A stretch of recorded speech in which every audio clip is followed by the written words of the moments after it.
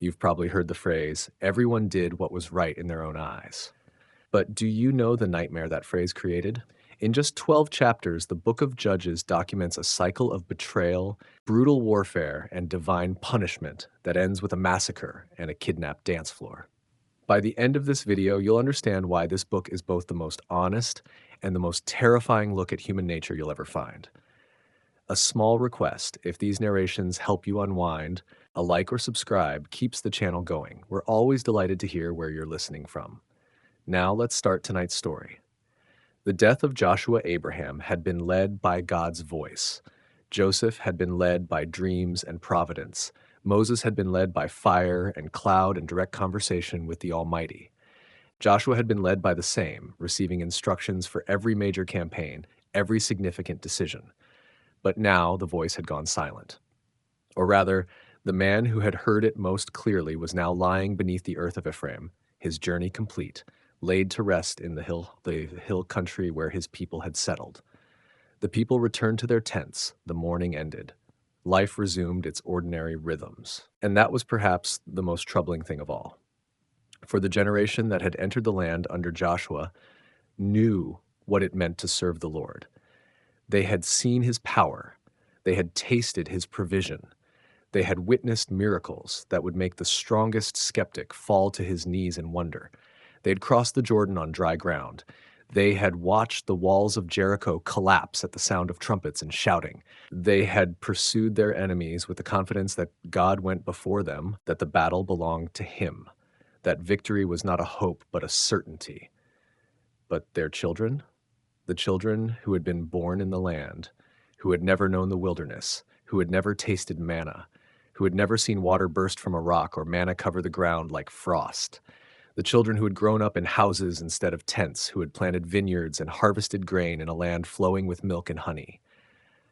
These children knew the stories. They had heard them told around the evening fire, passed down from father to son, mother to daughter. They knew about the plagues of Egypt and the parting of the Red Sea.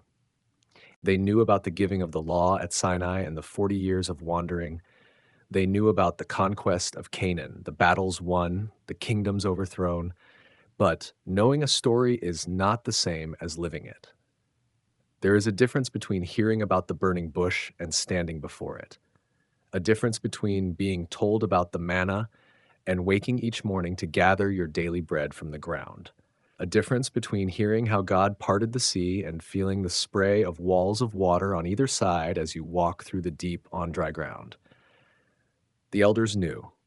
The elders had seen. The elders had trembled at the voice of God and tasted the bread of heaven and watched their enemies flee before the ark of the covenant like chaff before the wind. But the elders were growing old. One by one, they were joining Joshua in the grave.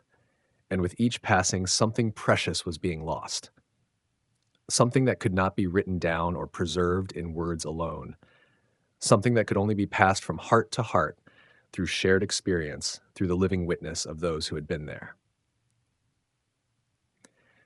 The scriptures put it bluntly, with the kind of honesty that characterizes the whole book. There arose another generation after them, which knew not the Lord, nor yet the works which he had done for Israel.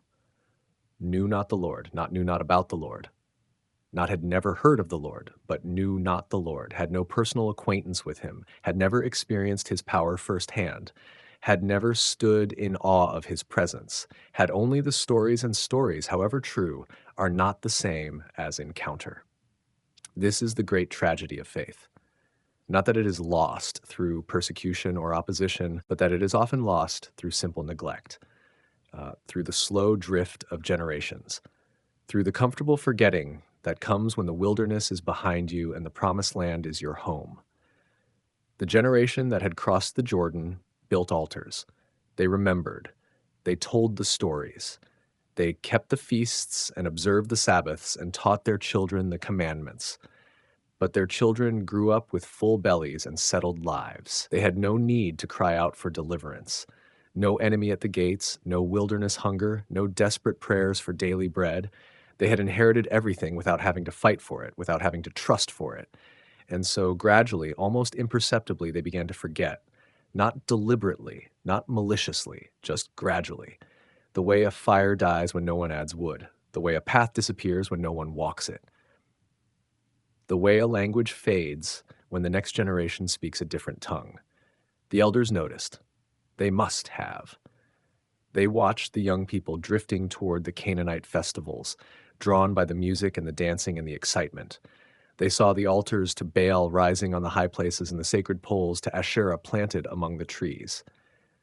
They heard the laughter and the singing, the celebration of harvest and fertility, and they felt a grief they could not fully express. But what could they do? They were old. Their voices were weak. The young people had their own ways now, their own customs, their own gods. The God of their fathers seemed distant, ancient, irrelevant to the new generation that had never seen his works. And so the silence grew. The land that had been won by faith and fire began to cool. The fire that had burned so brightly in the wilderness, that had guided them through the darkness, that had consumed their enemies and purified their worship, was now just a memory, a story told by old men to children who listened with polite indifference. Joshua was dead. The elders were dying, and the covenant, that sacred bond between God and his people, was being forgotten. Not broken yet, not abandoned, just forgotten, set aside like a garment no longer needed, filed away like a document no longer relevant. The land rested. But it was the rest of a fire that has burned down to embers, glowing faintly beneath the ash, waiting for a spark. The people settled into their inheritances. The tribes spread out across the hill country and the valleys, the plains and the coastal regions. They built their houses and planted their fields. They married and gave in marriage. They raised their children and buried their parents. Life went on, and the God who had brought them out of Egypt, who had fed them in the wilderness, who had given them this land flowing with milk and honey, waited in patient silence. For he knew what was coming. He knew the pattern that would repeat itself over and over in the coming centuries. He knew the cycle of sin and suffering, of crying out and deliverance, of faithfulness and forgetting. But that is a story for another time. For now, there is just this: the grave of Joshua, the fading memories of the elders, and a generation rising that does not know the Lord. The stage is set, the silence deepens, and in the quiet spaces between remembrance and forgetting, the heart of a nation begins to drift. A new generation. The man who had led them across the Jordan, who had watched the walls of Jericho fall, who had stood beneath the sun and commanded it to stop, he was gone. Joshua lay in his tomb at Timnath-Serah, in the hill country of Ephraim, on the north side of Mount Gaash. He had been the bridge between the wilderness and the promised land.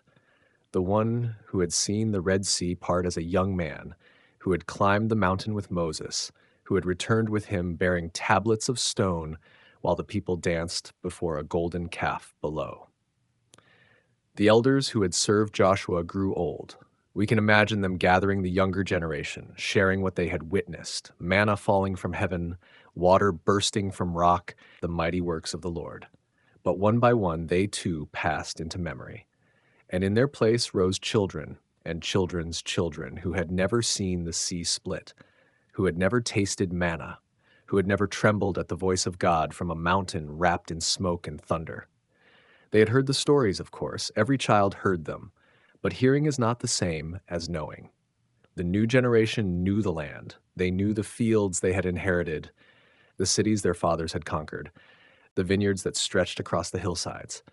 They knew the rhythms of planting and harvest, of sheep and goats, of trade routes and neighboring kingdoms. They knew the world as it was. What they did not know was the Lord. Not truly. Not the way their fathers had known him. They had grown up in abundance, surrounded by the altars of other gods. The Canaanites still lived among them, in the lowlands, in the cities they had not been able to drive out.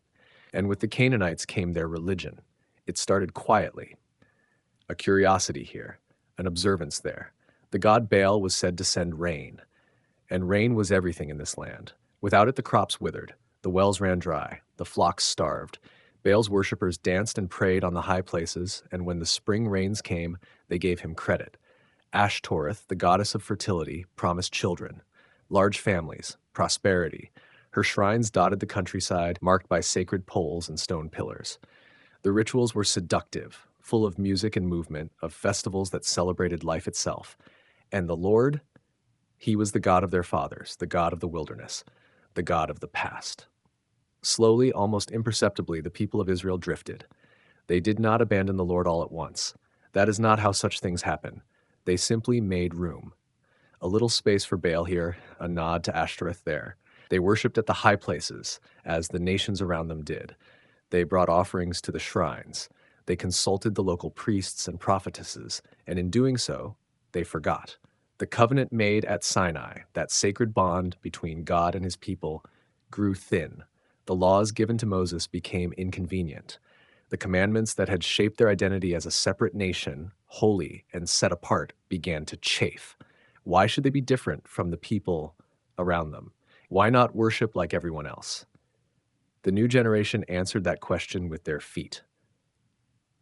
They walked away from the altar of the Lord. They turned their backs on the God who had brought their fathers out of Egypt, out of the iron furnace of slavery, out of the brick pits and the whips and the cries of oppression. They forgot the plagues that had fallen on Pharaoh, the sea that had swallowed the Egyptian army, the desert that had fed them for 40 years. All of it.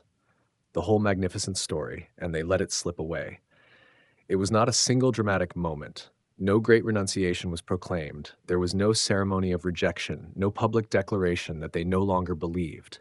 It was quieter than that, more gradual, 1,000 small compromises, each one seeming harmless on its own.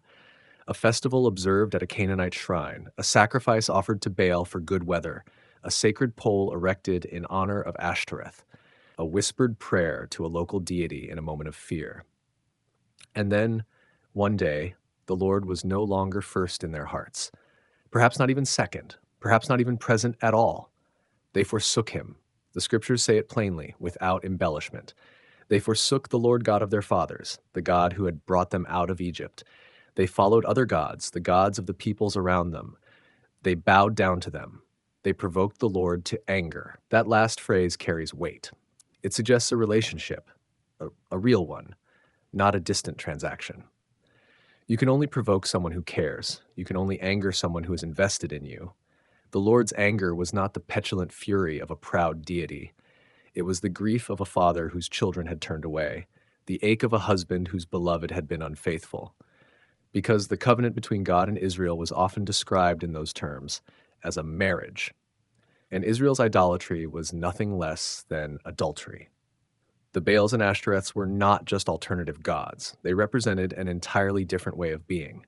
The Lord was invisible, transcendent, demanding holiness. Baal was immediate, physical, connected to the cycles of nature.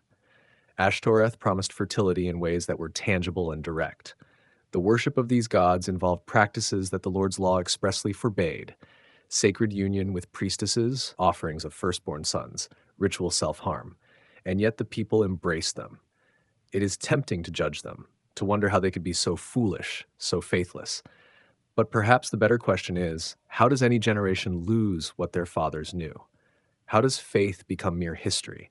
How does the living God become a story?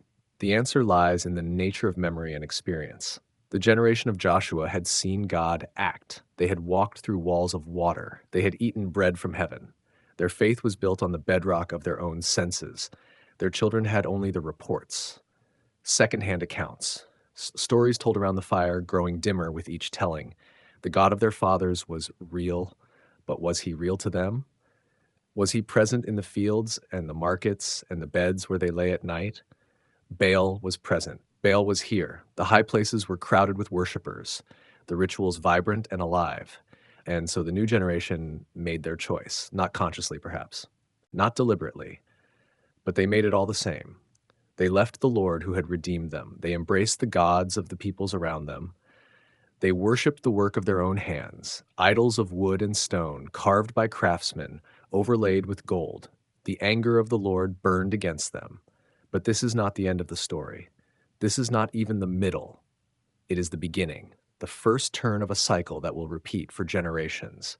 Because even in his anger, God does not abandon his people. He disciplines, yes, he allows consequences, but he also waits, ready to respond when they cry out, ready to raise up deliverers, ready to bring them home. The new generation did not know the Lord, but the Lord knew them, and he was not finished yet.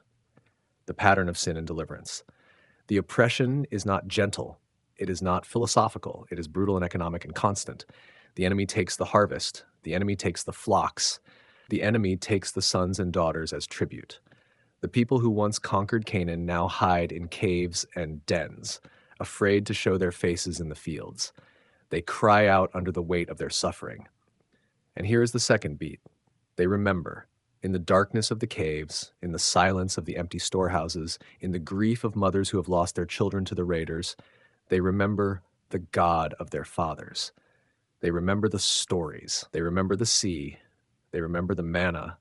They remember that there was a time when this people walked through the wilderness and lacked nothing because God provided. So they cry out, not in quiet prayer, not in faithful devotion. They cry out in distress. They cry out because they have nowhere else to turn. They cry out because the pain is too much, because the oppression is too heavy, because they have exhausted the other option and found nothing. And here's the third beat, the one that should make us pause. God hears them. He hears them even though they have been unfaithful. He hears them even though they have bowed to Baal and slept with the priestesses of Ashtoreth and set up altars on every high hill. He hears them, and he raises up a deliverer, a judge, not a king, not a dynasty, not a permanent solution, a judge, a person raised up for a moment, filled with the Spirit of the Lord, empowered to do what no ordinary person could do, someone who would rally the tribes, throw off the oppressor, and restore peace to the land. This is the mercy that should astonish us. This is the grace that should break our hearts. God does not have to answer. God has every right to let them suffer, to let them reap what they have sown, to say, you chose Baal, now let Baal save you. But he doesn't.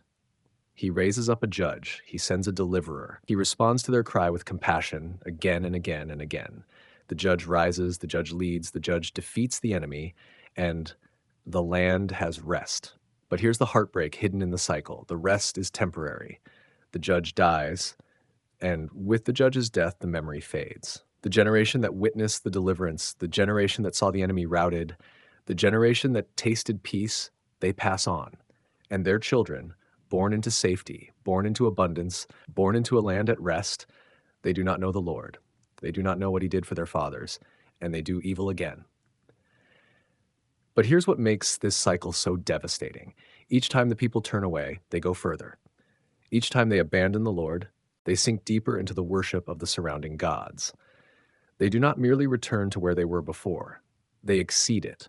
They become worse than their fathers. The text says it plainly.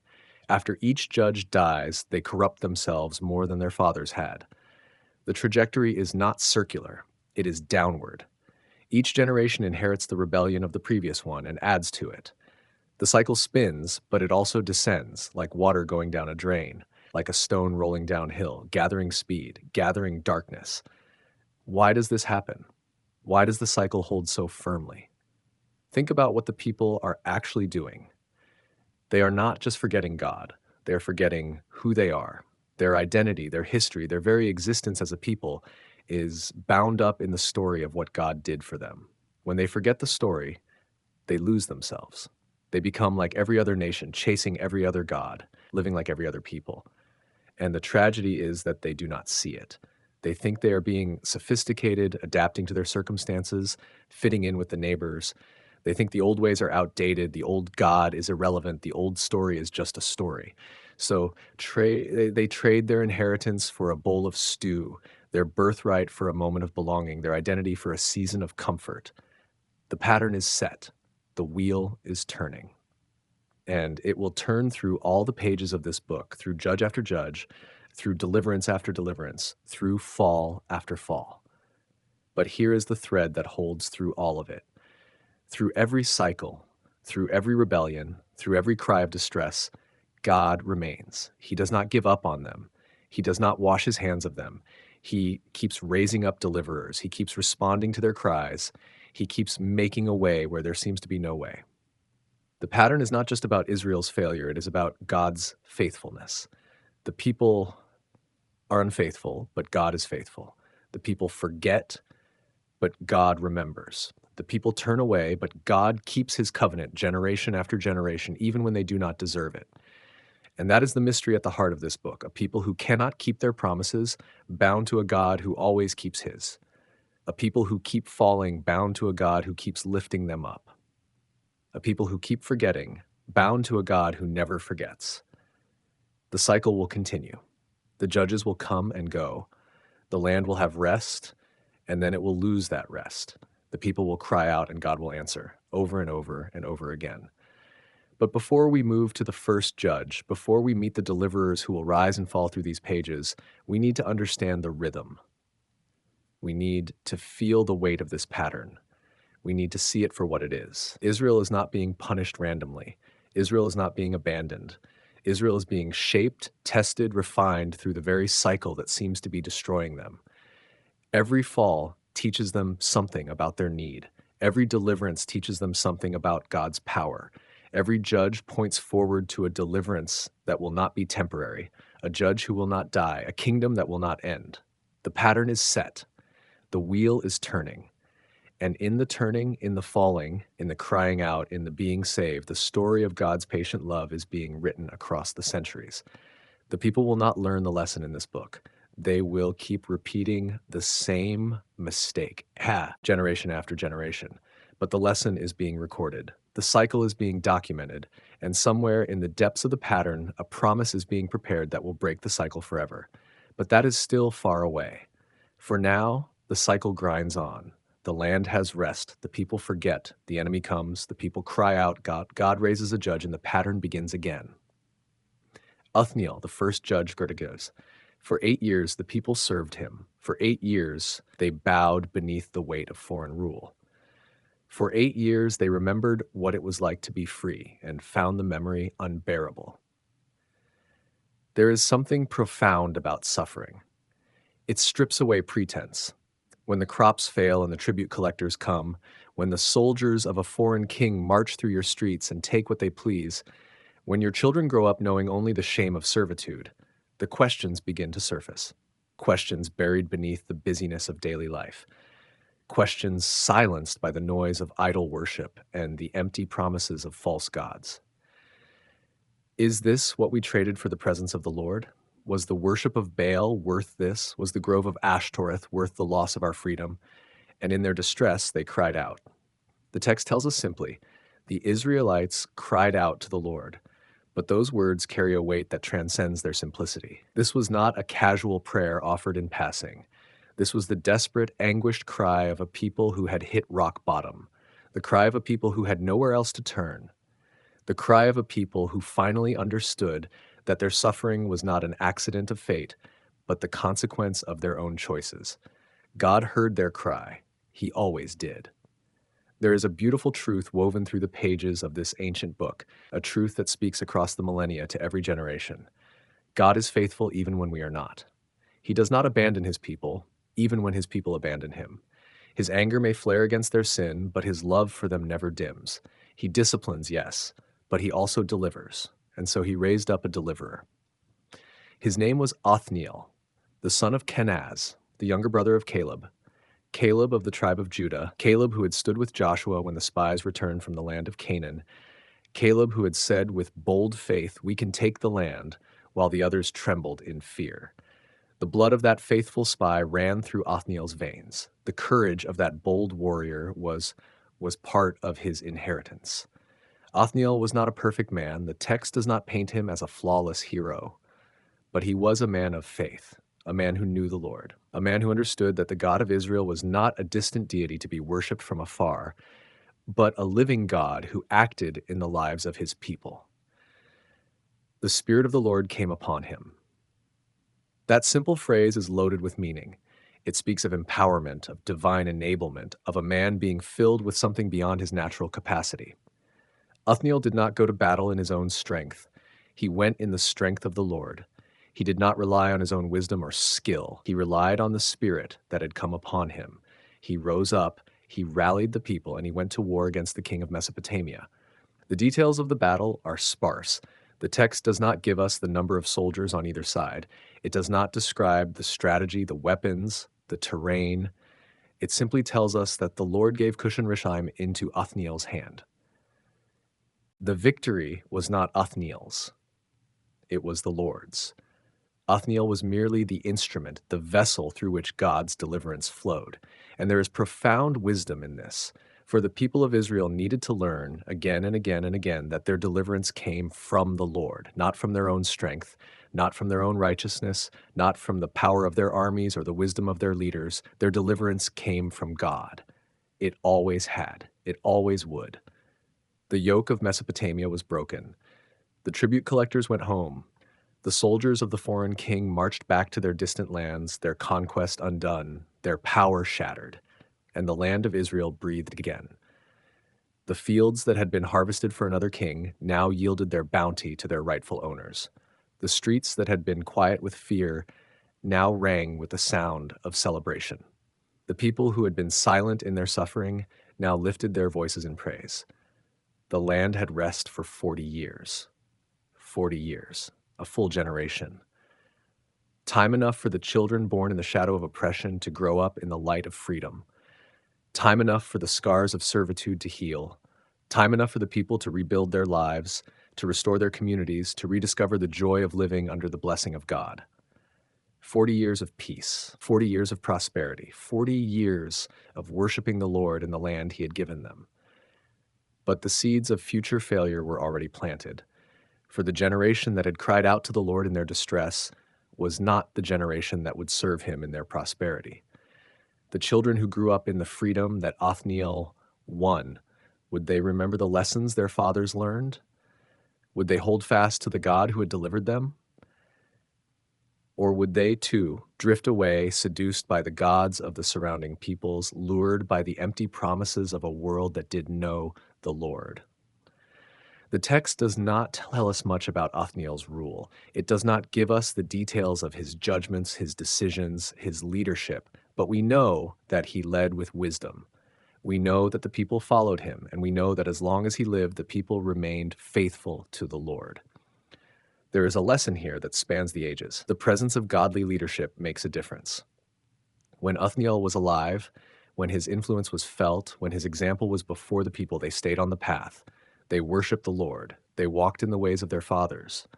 But what would happen when Othniel was gone? The pattern had been set. The cycle was in motion.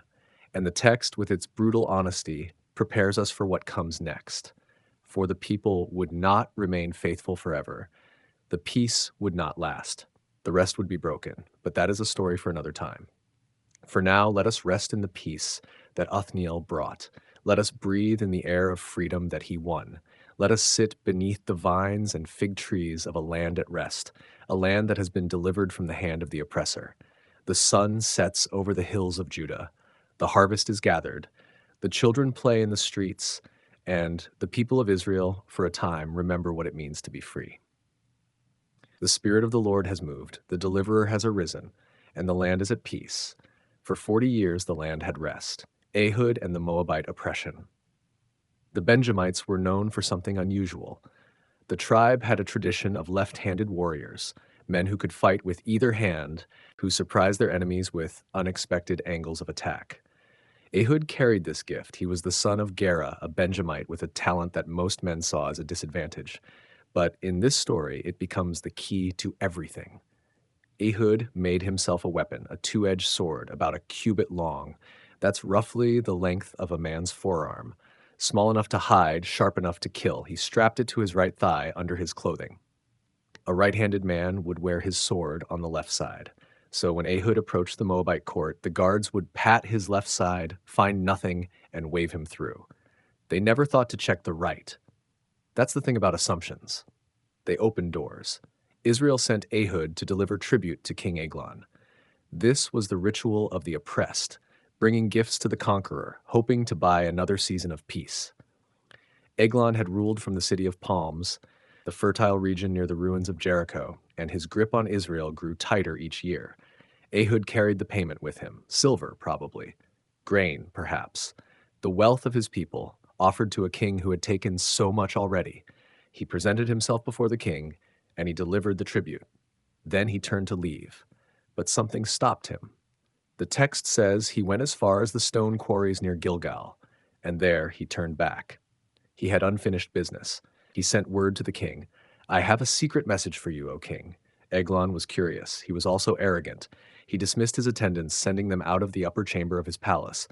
The room was cool and private, just the king and the messenger. Ehud stepped closer. The giant king sat before him, relaxed, unsuspecting. Ehud spoke those famous words, "I have a message from God for you." The king leaned forward. He was expecting a word from this Israelite's God, something about tribute, perhaps, or a plea for mercy, a blessing, a prophecy, a negotiation. He was not expecting a sword. Ehud reached with his left hand. The blade came free from his right thigh, and in one motion he drove it into Eglon's belly. The text is graphic about this. It says the blade went in so deep that the fat closed over it. Ehud didn't even pull the sword out. He left it there, buried in the king's flesh. Eglon died without a sound, no cry, no alarm, just a collapse onto the stones. Ehud locked the doors behind him. He slipped out through the porch, past the guards, and disappeared into the city. The servants came later, found the doors locked, and assumed the king was relieving himself. They waited and waited. The embarrassment of interrupting their king kept them outside. Finally, they grew worried. They opened the doors, and there he was. The great king of Moab, dead on the floor, a sword buried in his gut. The terror spread quickly, but Ehud was already gone. He fled to the hill country of Ephraim. There he sounded the trumpet, the ram's horn that called Israel to war. The people gathered, confused, hopeful. And Ehud spoke to them, "Follow me, for the Lord has given your enemies the Moabites into your hands." The words carried weight.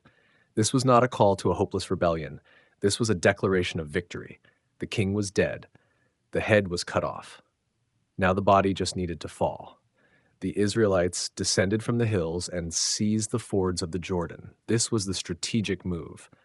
The Moabite army was trapped on the west side of the river, unable to retreat, unable to call for reinforcements. The fords were narrow, easily defended, and the Moabites had no king to lead them. The text says Israel struck down about 10,000 Moabites, all of them strong, all of them warriors. Not a single one escaped. It was complete, not just a win, an annihilation. The Moabites who survived fled back across the river, broken and humiliated. They would not trouble Israel again for generations. And then came the peace, 80 years. Think about that number. 80 years of quiet.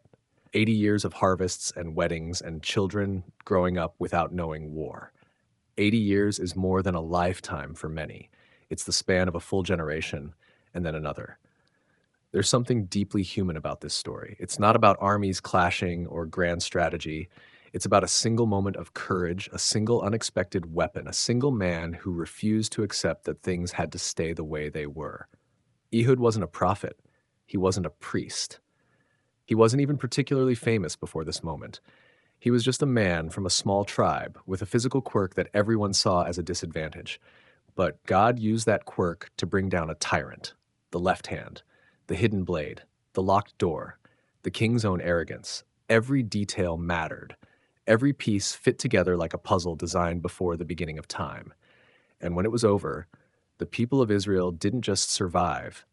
They thrived. They reclaimed their land. They rebuilt their homes. They taught their children the stories again. Not the old stories of Egypt and the wilderness, but new ones. Stories of a left-handed judge who trusted God and changed everything.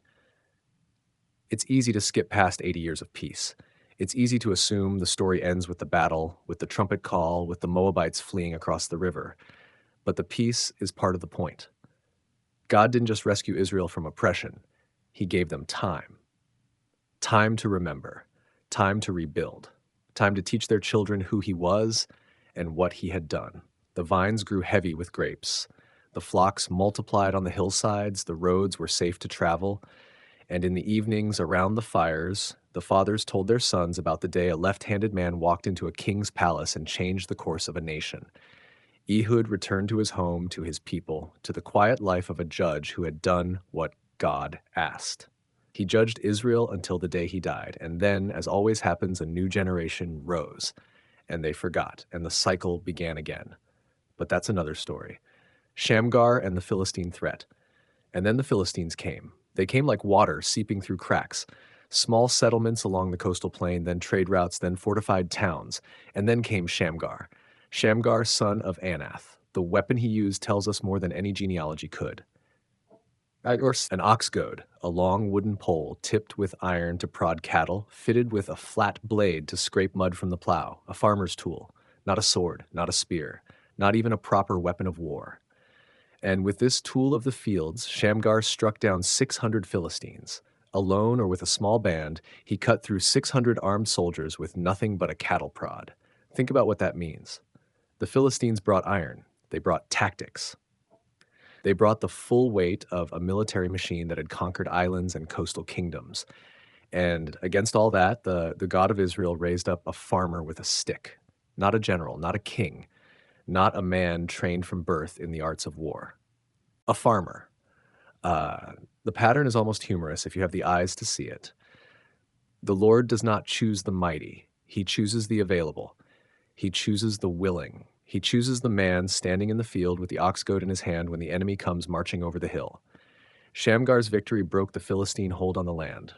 For a time, the raids stopped, the villages began to breathe again, the roads opened, the people could travel from Dan to Beersheba without fear of ambush. But Shamgar did not become a judge in the way Othniel, and Ehud had. He did not lead armies. He did not sit at the city gates to settle disputes. He struck one blow, a mighty blow, a blow that saved his people from destruction. And then he was gone. The text moves on.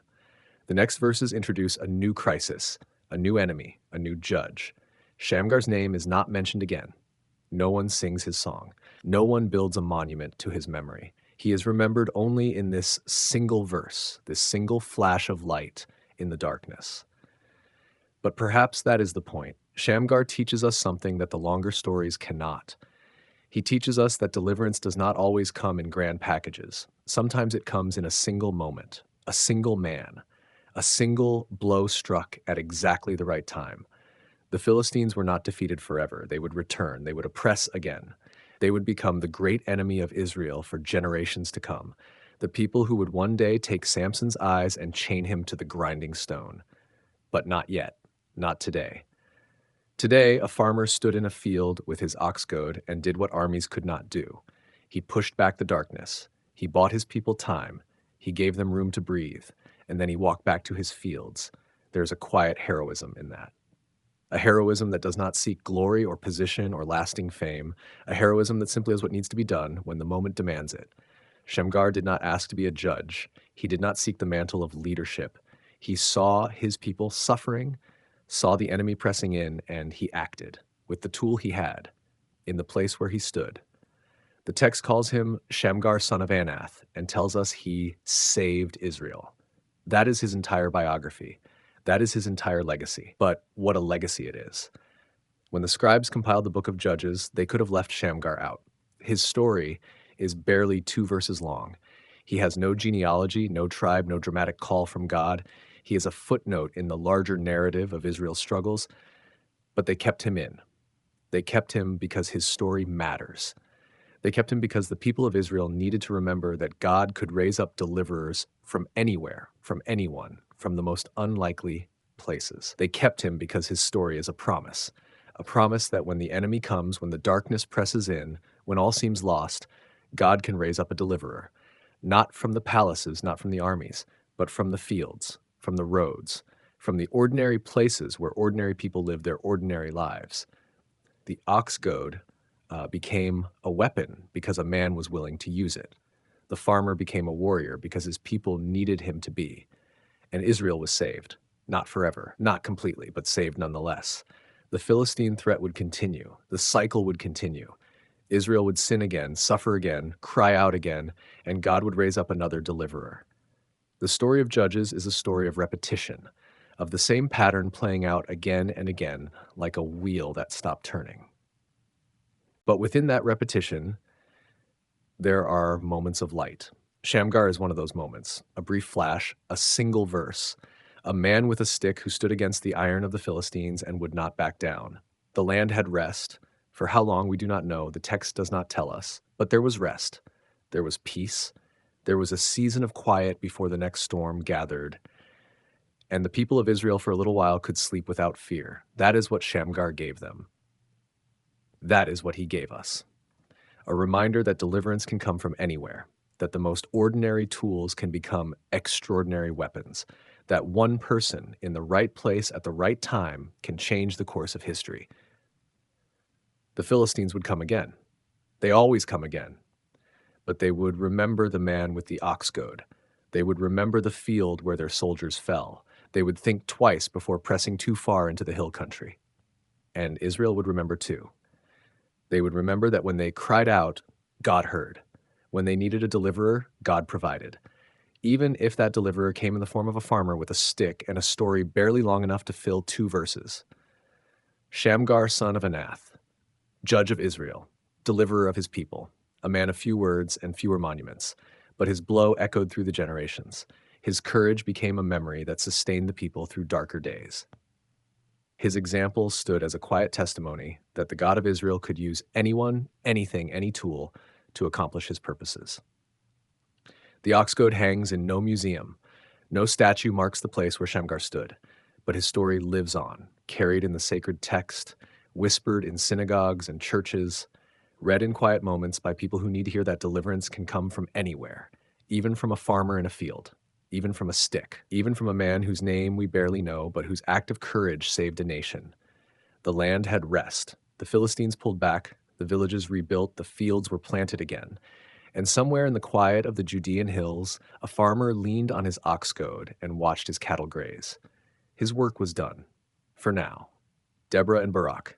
The land falls quiet after Shamgar's deed. A woman named Deborah settles disputes beneath a palm tree between Ramah and Bethel. She untangles the knots that people bring to her. Family feuds, land boundaries, broken promises, one by one, they come to her, and one by one, they leave with answers. She is not what anyone expected, but she is exactly what they need. The people trust her. That is no small thing in a time when trust has been worn thin, because she does not just tell them what they want to hear, she tells them what is true. And truth, even when it is hard, is a kind of shelter. One day, she sends for a man named Barak. Barak comes from Kadesh in Naphtali. He is a warrior, not a boastful one, but a capable one, the kind of man who knows the weight of a sword and the cost of a battle. He has spent years watching Canaan's chariots patrol the valley. He has seen what iron can do to flesh. He knows the odds, and the odds are not good. Deborah does not waste time with pleasantries. The Lord, the God of Israel, commands you, she says, go take with you 10,000 men of Naphtali and Zebulun, lead them to Mount Tabor. Barak listens, his face does not move. I will draw out Sisera, she continues, the commander of Jabin's army with his chariots and his troops to the Kishon River, and I will give him into your hand. It is a clear command, a clear promise, the kind of word that should make a man's heart rise. But Barak hesitates. Maybe it is the memory of 20 years. Maybe it is the image of 900 iron chariots lining up against untrained farmers. Maybe it is the fear that has been drilled into his people for so long that it has become a kind of second skin. Whatever it is, he does not say yes. He says something else. If you will go with me, I will go. But if you will not go with me, I will not go. There it is, the moment that will echo through the story. Deborah looks at him. She does not scold him. She does not mock him. She simply tells him the truth. I will surely go with you, she says.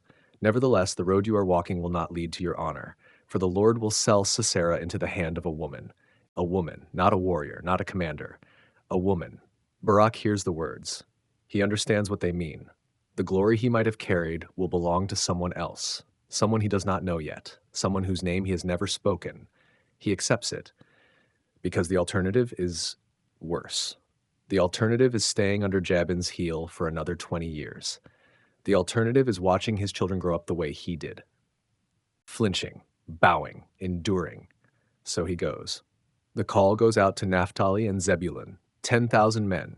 They come from the villages and the hills. Farmers leave their fields. Shepherds leave their flocks. They bring whatever they have. Swords, if they own them. Sling stones. Some bring nothing but their hands and their anger. They gather at Mount Tabor. The mountain rises from the Jezreel Valley like a sentinel. From its slopes, you can see the whole plain spread out below. The Kishon River winds through it, shallow in the dry season, treacherous after rain. And down there, Sisera is moving. He has heard the reports. Israel is gathering. 10,000 men on a mountain. He does not worry. He has 900 chariots. He has iron. He has discipline. What does a mob of farmers have? He brings his army to the Kishon. He positions his chariots on the flat ground where they can run free. He is ready for a battle, but he does not know who he is really fighting. Deborah comes down from the mountain with Barak. She stands among the men. She speaks the word that turns fear into fire. Up, she says, for this is the day the Lord has given Sisera into your hand. Does not the Lord go out before you? And they go. The charge comes down the mountain. 10,000 voices raised in a shout that carries across the valley. The chariots lurch forward, the drivers crack their whips, the iron wheels begin to turn, and then the sky opens. Rain. Not a drizzle, not a shower, a deluge, the kind of rain that turns dust to mud in minutes. The Kishon swells, its banks vanish, the valley floor becomes a trap. The chariots bog down, wheels sink, horses slip and scream. The drivers curse and pull at the reins, but there is nowhere to go. The iron that was supposed to make them invincible now makes them heavy. The speed that was supposed to carry them forward now carries them into the mud. And the men of Israel are already among them. Barak leads the pursuit. He does not stop. He does not let them regroup. He presses on, through the rain, through the chaos, through the bodies of the fallen. The army of Canaan breaks. Soldiers throw down their weapons and run. The chariots are abandoned where they sit, sinking into the mud like monuments to a broken pride. Sisera sees it happen. He watches his army dissolve. He watches his 900 chariots become 900 tombs of iron. And he knows in that moment that the day is lost. He climbs down from his chariot. He slips away while the battle rages. He runs on foot, alone, leaving behind everything he had commanded. And Barak, he keeps fighting. He keeps chasing. The text says he pursued the chariots and the army all the way to Harosheth Hagoyim. Not a single man of Sisera's army is left with a sword in his hand. The entire host falls, every last one, but Sisera is gone. The rain begins to ease, the mud begins to dry. The men of Israel stand on the field, breathing hard, looking at what they have done. 20 years of oppression washed away in a single day. Barak stands among them. He has done what he was called to do. He has led the charge. He has broken the might of Canaan. But the honor he might have carried, the glory of the final blow, is not his. Deborah said it would go to a woman, and it will. Somewhere out there, a man is running, a commander without an army, a general without a chariot. He is heading north, toward the tents of the Kenites, toward a place he thinks is safe. He does not know what is waiting for him there. But the story is not finished. The battle is won, but the war is not over. And the woman whose name will be remembered, the one who will take the honor that Barak could not claim, has not yet entered the scene. The land holds its breath, because the day is not done. Jael's tent peg. The adrenaline that had carried him across the battlefield and through the hills had drained away, leaving him hollow and weak. Sisera's body moved through the camp of the Kenites like a ghost. His armor still clung to him, but beneath it he was nothing now, empty, spent. Jael moved quietly around the tent. She brought him water first, and he drank greedily. Then she brought milk, but not just any milk. She brought him curdled milk, thick, heavy, the kind of drink that settles deep in a man's stomach and pulls him towards sleep. She held the skin to his lips and he drank, and the liquid was cool and rich and calming. "Stand at the entrance of the tent," he said, his voice thick. "If anyone comes and asks if a man is here, say no." She nodded. She did not argue. She did not ask questions. Sisera lay back against the cushions. His eyes grew heavy. The milk worked its way through him, warm and heavy as stone. He thought about his chariots, his army, the disaster at the river. But the thoughts grew soft at the edges, blurred like a dream that was already fading. Jael stood over him for a long moment. She watched him sleep. The great commander. The man who had oppressed Israel for 20 years. The man whose name had been spoken with fear from Dan to Beersheba. He lay there now, curled like a child, his breath slow and even, his armor still strapped to his chest. She moved to the back of the tent. Her hand found the tent peg, wooden, long, sharpened to a point at one end. It was one of many, driven into the ground to hold the goat hair fabric taut against the wind. She pulled it free and felt its weight in her hand. Then she took the mallet. She moved back to where Sisera lay. His face was peaceful now. The lines of fear had smoothed away. He had drunk her milk and placed his life in her hands. He had chosen to trust her. She positioned the peg against his temple, just above the ear. She held it steady with one hand, and then she swung the mallet. The sound was not loud, a dull thud, like a stone dropping into soft earth. The peg drove through flesh and bone and into the soil beneath. Sisera's body jerked once, then went still. Jael did not move for a long moment. She stood there, breathing slowly, looking at what she had done. The tent peg pinned his head to the ground. The milk skin lay nearby, still open. The cushions were stained. Outside, the camp continued its quiet evening rhythm. Children laughed. Women called to one another. Smoke rose from the cooking fires. No one knew what had happened inside this tent. No one knew that the enemy of Israel had just fallen by a woman's hand. The pursuit came with the dusk. Barak arrived at the edge of the Kenite camp. His men spread out behind him. They were winded and bloodied, their swords drawn. They had chased Sisera across the river and through the hills, and now they had tracked him here. Their faces showed the weight of the hunt, the desperation, the hope that this time they would find him. Jael came out to meet them. She stood in the opening of the tent, her figure silhouetted against the firelight. Her voice was calm, steady, the same voice she had used to welcome Sisera. "Come in, my lord," she said. "I will show you the man you are looking for." Barak followed her inside. He saw the cushions, the milk skin, the great commander of Jabin's army, pinned to the earth like a tent stake, driven into desert ground. His eyes went wide, and then he let out a long breath. The hunt was over. Deborah's song would tell the story for generations. It would sing of Jael, blessed among women. It would sing of the tent peg and the mallet and the milk. It would sing of how the mother of Sisera waited at her window, watching the road for a son who would never return. Her gaze fixed on the horizon, her heart growing colder with each passing hour. But in that moment, standing in the dim tent with the body at her feet, Jael said nothing. She had done what needed to be done. The Kenites had made peace with Jabin, but peace, she understood, was not the same as loyalty. And when the moment came to choose, she had chosen the side of the people who had crossed the wilderness with her ancestors, the people who carried the memory of Sinai in their bones. Israel had been delivered. The army of Jabin was broken. The general was dead. The king himself would soon fade into obscurity, his power gone, his chariots rusting in the mud of Kishon. The oppression that had weighed on Israel for 20 years lifted like morning fog burning away under a rising sun. The land had rest. 40 years, a full generation, long enough for the children who had grown up under Jabin's shadow to know what peace felt like, long enough for the fields to be sown and harvested without fear, long enough for the sounds of war to fade into the distance. And in that peace, Israel would remember Deborah, the prophetess who sat under her palm tree, judged the people, the woman who had called Barak to the fight, the woman who had sung the song of victory. But they would also remember Jael, the woman in the tent, the wife of Heber the Kenite, the one who had welcomed the enemy and then ended him. Her name would be sung alongside Deborah's. Her deed would be carved into the memory of the people. A tent peg and a mallet. Milk and sleep. The most unlikely weapons in the history of war, wielded by the most unlikely hand.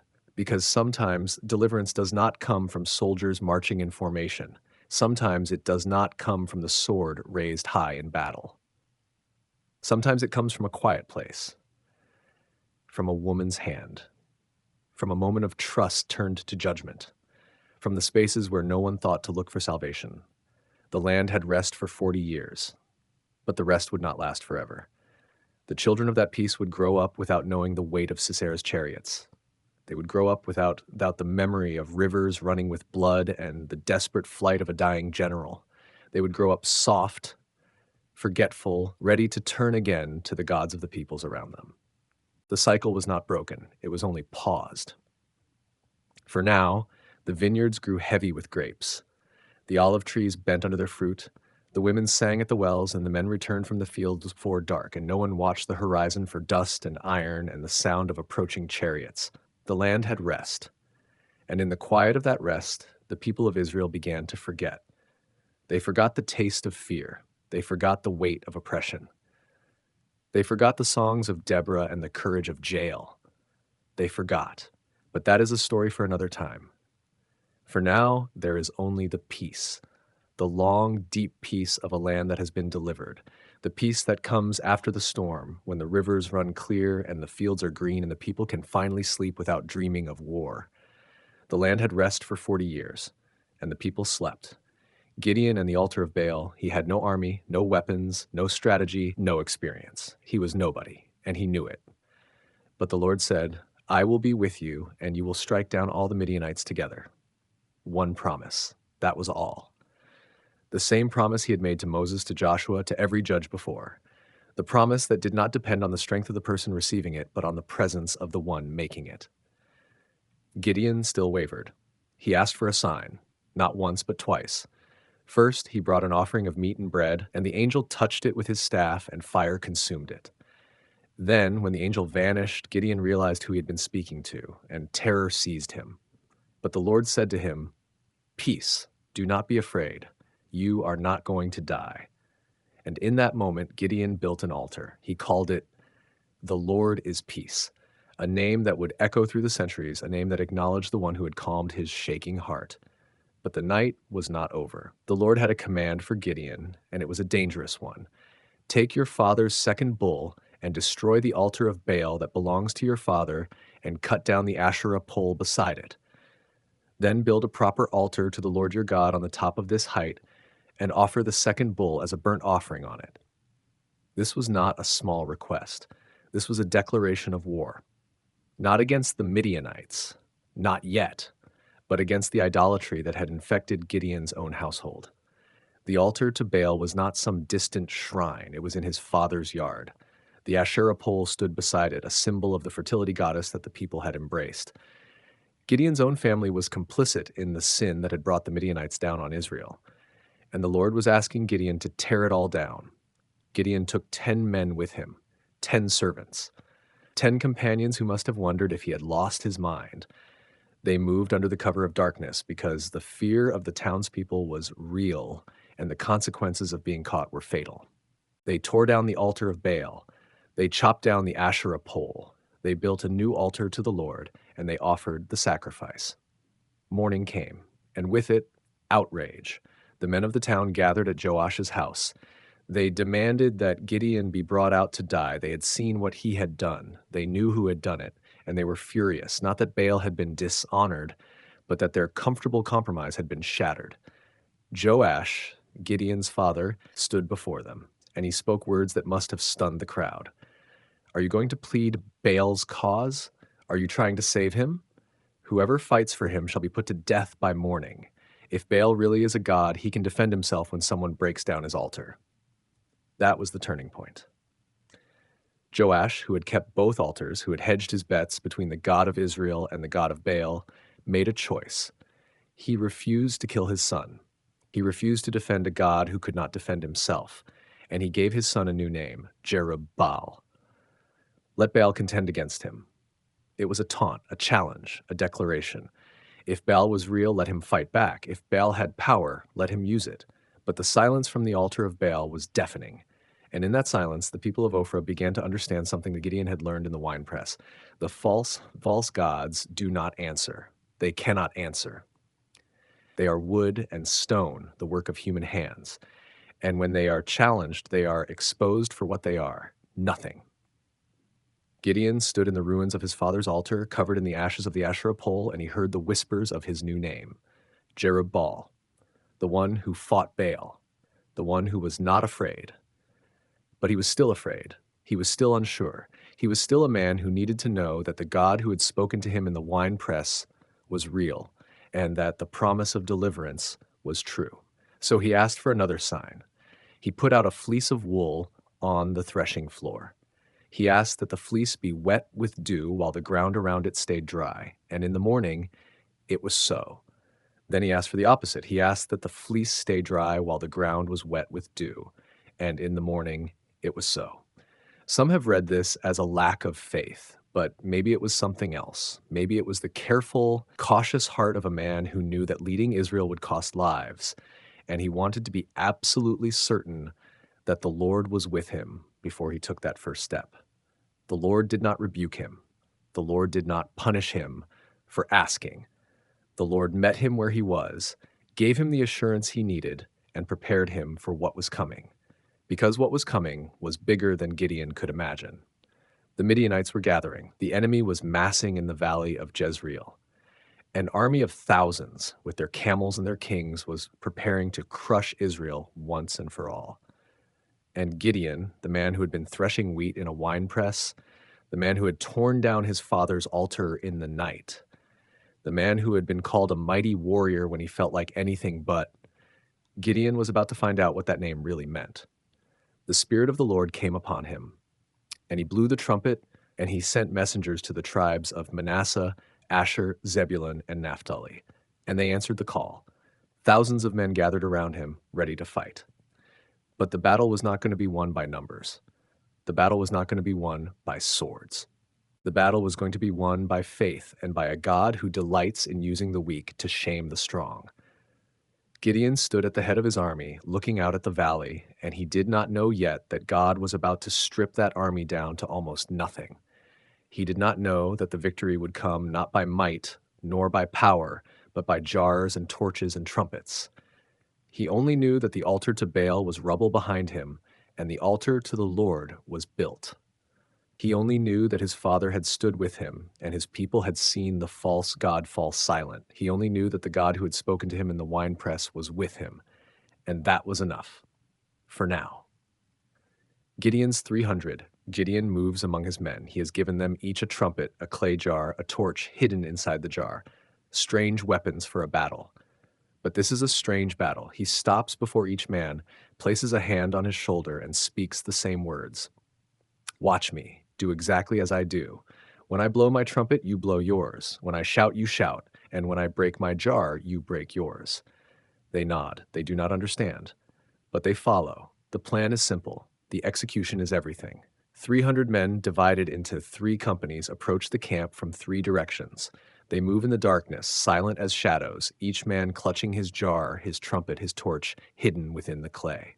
The Midianite sentries see nothing. The night is too dark. The camp is too loud. They have no reason to expect an attack from an army of 300.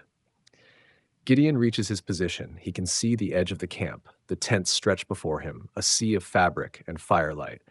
He can hear the voices, the laughter, the low murmur of 1,000 conversations. He raises his trumpet to his lips and blows. The sound cuts through the night. 1 trumpet, then another, then another. 300 trumpets, ringing out from every direction. The Midianites stir. They reach for their weapons. But before they can rise, they hear the crash, 300 clay jars shattering against the ground. The sound is deafening, like the earth itself splitting open. And then the fire. The torches blaze to life, held high by 300 men. The light leaps across the darkness, dancing in the eyes of the enemy.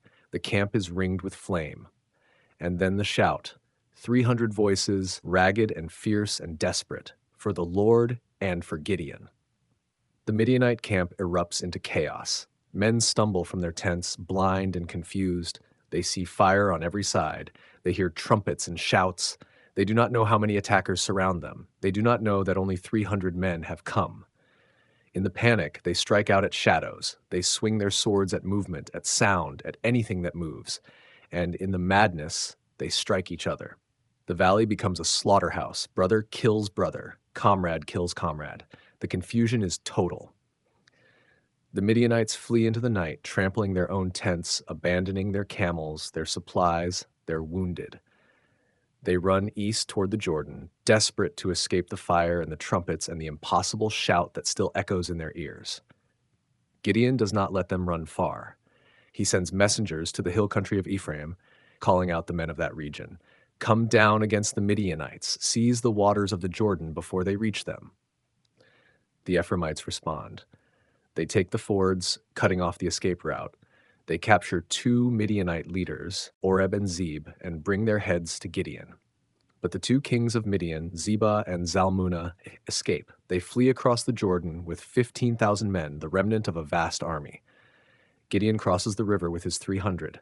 They are exhausted. They are hungry. But they do not stop. He pursues the kings through the rugged terrain, past the town of Sukkoth, where the elders refuse to give his men bread. Past Penuel, where the tower stands against the sky and the people mock his pursuit.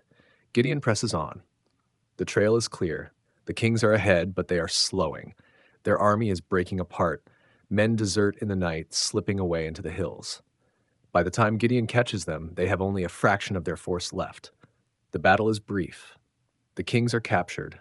Gideon returns with them, passing through Succoth and Penuel once more. This time, he does not ask for bread. He carries thorns and briars from the wilderness, and he teaches the elders of those towns a lesson they will not forget. And he brings down his justice upon Zebah and Zalmunna, the kings who have terrorized Israel for 7 years, the men who killed his brothers at Tabor. The debt is paid. The land falls silent. The Midianites will not rise again. Not in Gideon's lifetime. The raiders who swept through the valley like a plague have been broken. The harvests will be gathered in peace. The caves will empty. The people will return to their fields, their vineyards, their homes. Gideon returns to his father's house in Ophrah. The altar he built still stands, the one he raised after tearing down his father's altar to Baal. He looks at it now, and he remembers the night of the fleece, the dew on the wool, the flame that consumed the offering. He knows what he has seen. He knows what has been done. The people come to him. They offer him a crown. Rule over us, they say. You and your son and your grandson, you have saved us from the hand of Midian. Gideon shakes his head. I will not rule over you. My son will not rule over you. The Lord will rule over you.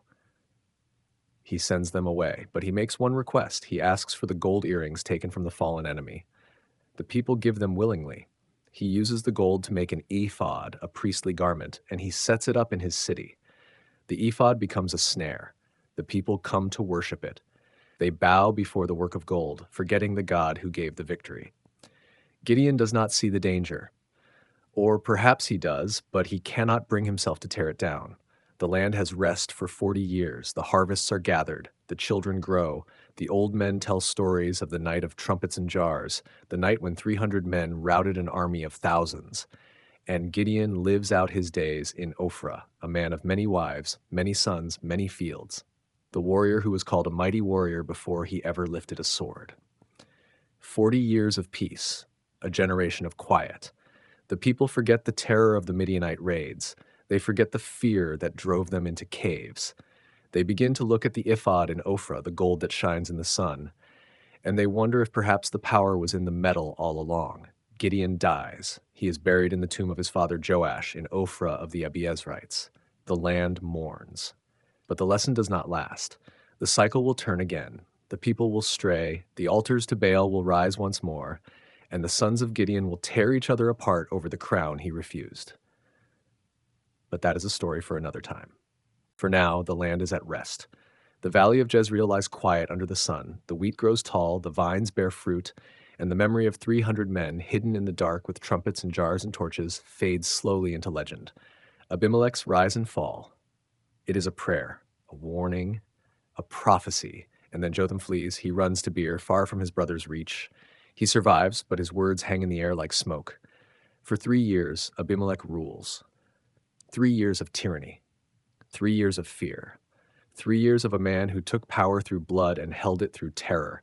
The text does not give us details of his reign. It does not list his laws or his deeds. But the silence itself speaks. A man who kills 70 brothers does not rule gently. Then God sends something, an evil spirit, a spirit of discord between Abimelech and the leaders of Shechem. The text is clear that this comes from the Lord. God uses even the dark things to accomplish his purposes. He sends a spirit of division, and the city that once crowned Abimelech begins to turn against him. The leaders of Shechem start to plot. They set ambushes on the mountain roads. They rob travelers who pass through. They make the region unsafe, and they do it in a way that points the finger at Abimelech, showing the people that their king cannot even protect his own territory. Then a new figure enters the story. Gaal, son of Ebed. He comes to Shechem with his relatives, and the leaders of the city welcome him. They drink together, they talk together. And Gaal begins to speak boldly. Who is Abimelech, he says, that we should serve him? Is he not the son of Jerubbaal? And is not Zebul his officer? Serve the men of Hamor, the father of Shechem. Why should we serve this man? The words strike a chord. The people of Shechem remember their roots. They remember that they are not really Israelites. They are descendants of Hamor, the Hivite, who made a covenant with Jacob generations ago. They were a city before Israel came, and now they serve a half-Israelite king who rules from a distant place. Gaal stirs them up. If only this people were under my hand, he boasts. Then I would remove Abimelech. I would say to him, increase your army and come out. The boasts reach Zebul, the ruler of the city, who is loyal to Abimelech. Zebul sends messengers to Abimelech, warning him of Gaal's rebellion. And Abimelech, the warrior's son, does what warriors do. He prepares for war. The plan is set. Abimelech and his men march by night. They divide into 4 companies. They hide in the fields around Shechem, waiting for the right moment. In the morning, Gaal stands at the gate of the city. He sees figures moving on the mountaintops. He squints. He says to Zebul, look, people are coming down from the tops of the mountains. Zebul plays coy. You see the shadow of the mountains as if they were men.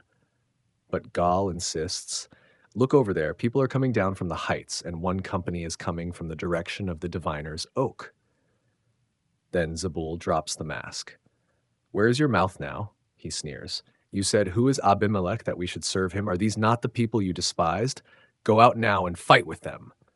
Gaal is caught. He has no choice. He leads the men of Shechem out to face Abimelech. But the battle goes badly. Abimelech's men are seasoned. The men of Shechem are not. Gaal is driven back, and many fall in the field. The rebellion is crushed. Zebul drives Gaal and his relatives out of Shechem. The city returns to Abimelech's control, but the damage is done. Trust is broken. The leaders of Shechem had tried to replace their king, and they failed. But Abimelech is not merciful. The next day, the people of Shechem go out to the fields to work. They think the danger is over. They think the threat has passed. But Abimelech has other plans. He takes his men and divides them into 3 companies. He waits in the fields, hidden among the crops. When the people of Shechem are scattered and busy with their work, he springs the trap. One company attacks the city itself.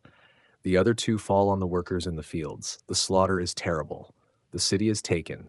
The people are unlived. And then the final act. Abimelech and his men attack the tower of Shechem, the stronghold where the remaining leaders have fled for safety. They gather wood and brush, and they set the tower on fire. About 1,000 men and women die in the flames. The bramble has consumed the cedars, but the fire is not finished. After Shechem falls, Abimelech turns his attention to Thebez, a nearby city that had also rebelled. He besieges it. He captures it. He reaches the strong tower in the center of the city, where the people have fled. Abimelech approaches the tower. He prepares to set it on fire, just as he did at Shechem. He moves close to the door, ready to ignite the flames. But a woman is watching from above, a woman on the roof of the tower. She sees the king approaching. She sees his unprotected head, and she takes an upper millstone, the heavy stone used for grinding grain, and she hurls it down. The stone strikes Abimelech's skull. It crushes his head. The king of Israel, the son of Gideon, the man who killed 70 brothers to win a crown, falls to the ground, mortally wounded. Abimelech knows he is dying. But even in death, he cares about his legacy. He calls to his armor-bearer. Draw your sword and unlive me, he says, so that they will not say of me, a woman killed him. The armor-bearer obeys. He thrusts his sword through Abimelech, and the king dies. The irony is complete. The man who killed his brothers on one stone dies by a woman's hand on a rooftop.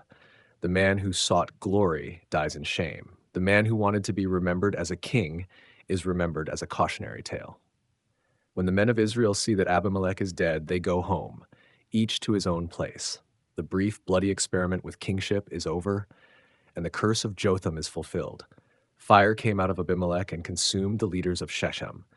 Fire came out of the leaders of Shechem and consumed Abimelech. The bramble and the cedars destroyed together. Gideon's legacy shattered by his own son, 70 sons unlived on one stone. A kingdom built on blood crumbling in a single day. The man who refused to be king, followed by a son who would do anything to wear the crown. The land falls quiet again. But it is not the quiet of peace. It is the quiet of exhaustion. The quiet of a people who have seen what happens when men seize power for themselves. The quiet of a nation that has forgotten its God and is learning, slowly and painfully, what that forgetting costs. No king in Israel. Everyone doing what is right in their own eyes. And the cycle, it begins again. Jephthah's vow, he said, "If you will give the Ammonites into my hands, then whatever comes out of the door of my house to meet me when I return in triumph will be the Lord's, and I will offer it as a burnt offering." You can almost hear the words hang in the air. Jephthah did not stop to think. He did not consider the possibilities. He was thinking of his flocks, perhaps, his sheep, his goats, something he could sacrifice, something he could give. But vows are dangerous things. They have a way of coming true in ways we never expect.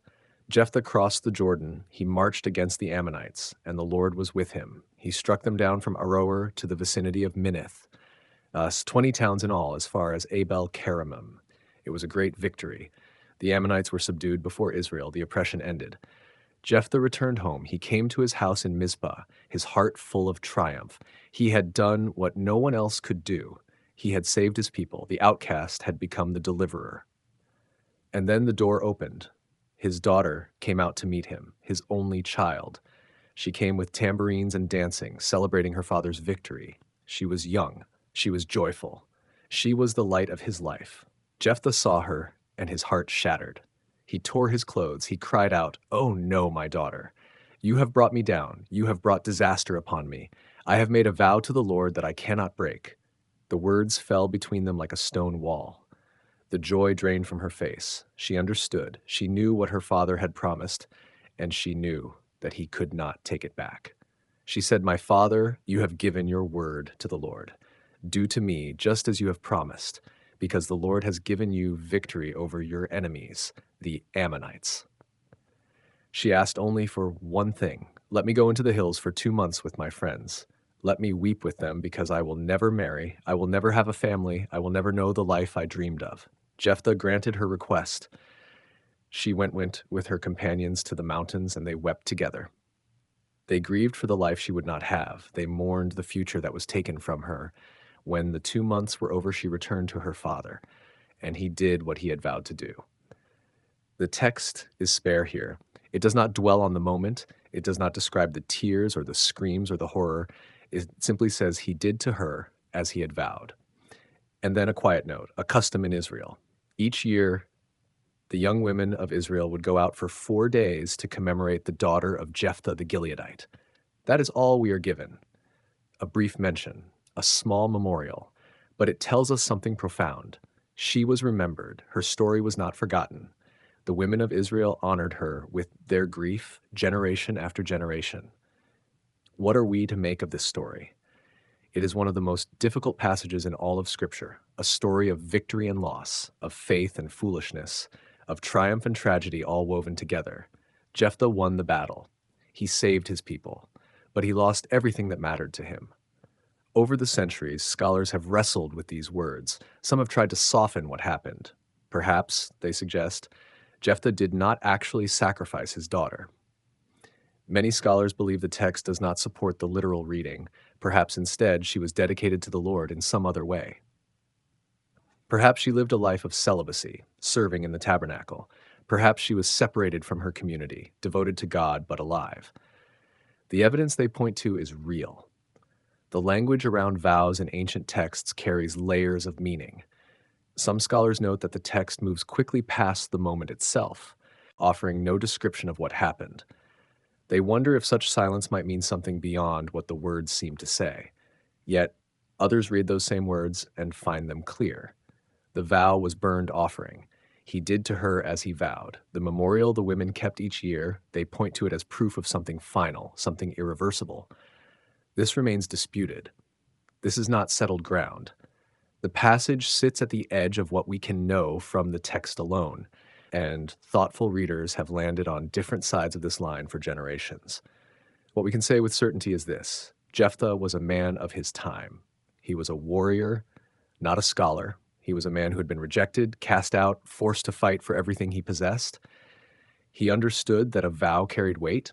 He knew that a man's word meant something, and he knew that the Lord had given him victory. There is a lesson here, though it rests in difficult ground. Words have power, vows have consequence. We should be careful what we promise, especially to God. We should think before we speak, especially when we are desperate. The drive to win can make us say things we never meant to say. Jephthah judged Israel for 6 years, and then he died. He was buried in his own town in Gilead. His story ends quietly, without fanfare. He had saved his people, he had fulfilled his calling, but he carried the weight of his vow through all his remaining days. And what of Israel? They had their peace, they had their deliverance, but the cycle would continue, because it always did. The people would forget, they would turn away, and the whole thing would start again. But that is a story for another time. For now, the land rests. The Ammonites are subdued, and Jephthah's name is written in the memory of his people, a complex legacy of faith and failure and of courage and sorrow all tangled together. He was a man who rose from the dust of rejection to become a deliverer. He was a man who won a great victory with the Spirit of the Lord upon him. And he was a man who lost his only child because of a careless promise made in a moment when he was thinking of flocks and victory, not of daughters coming out to dance.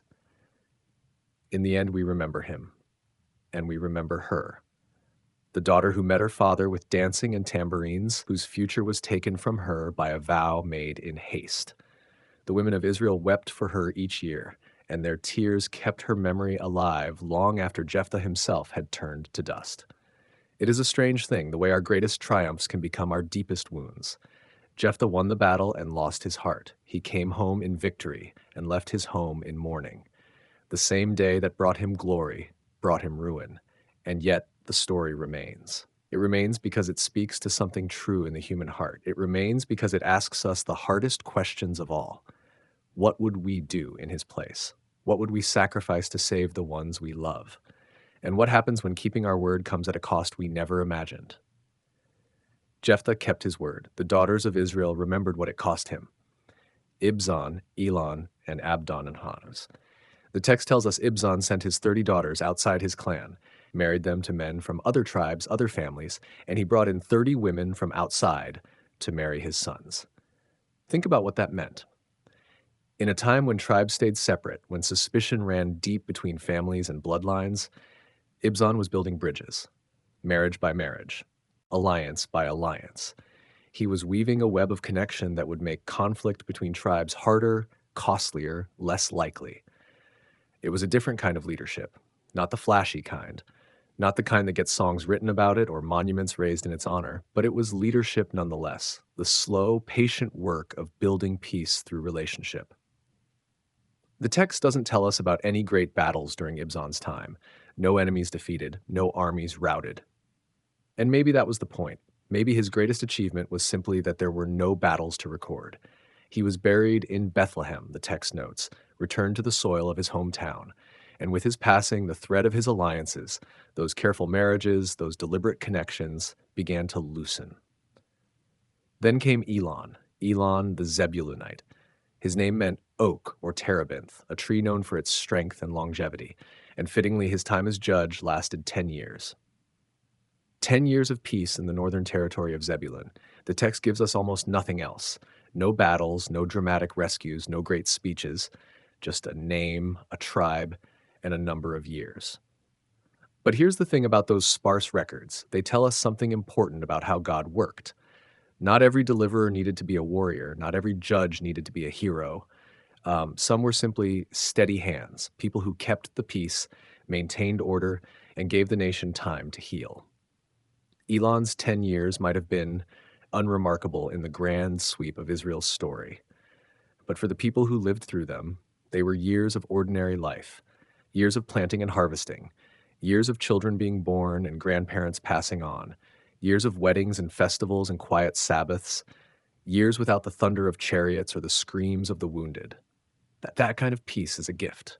Even if we don't know the details of how it was maintained, even if the text moves past Elon's time with barely a glance, those ordinary years mattered. They were the soil in which the next generation would grow.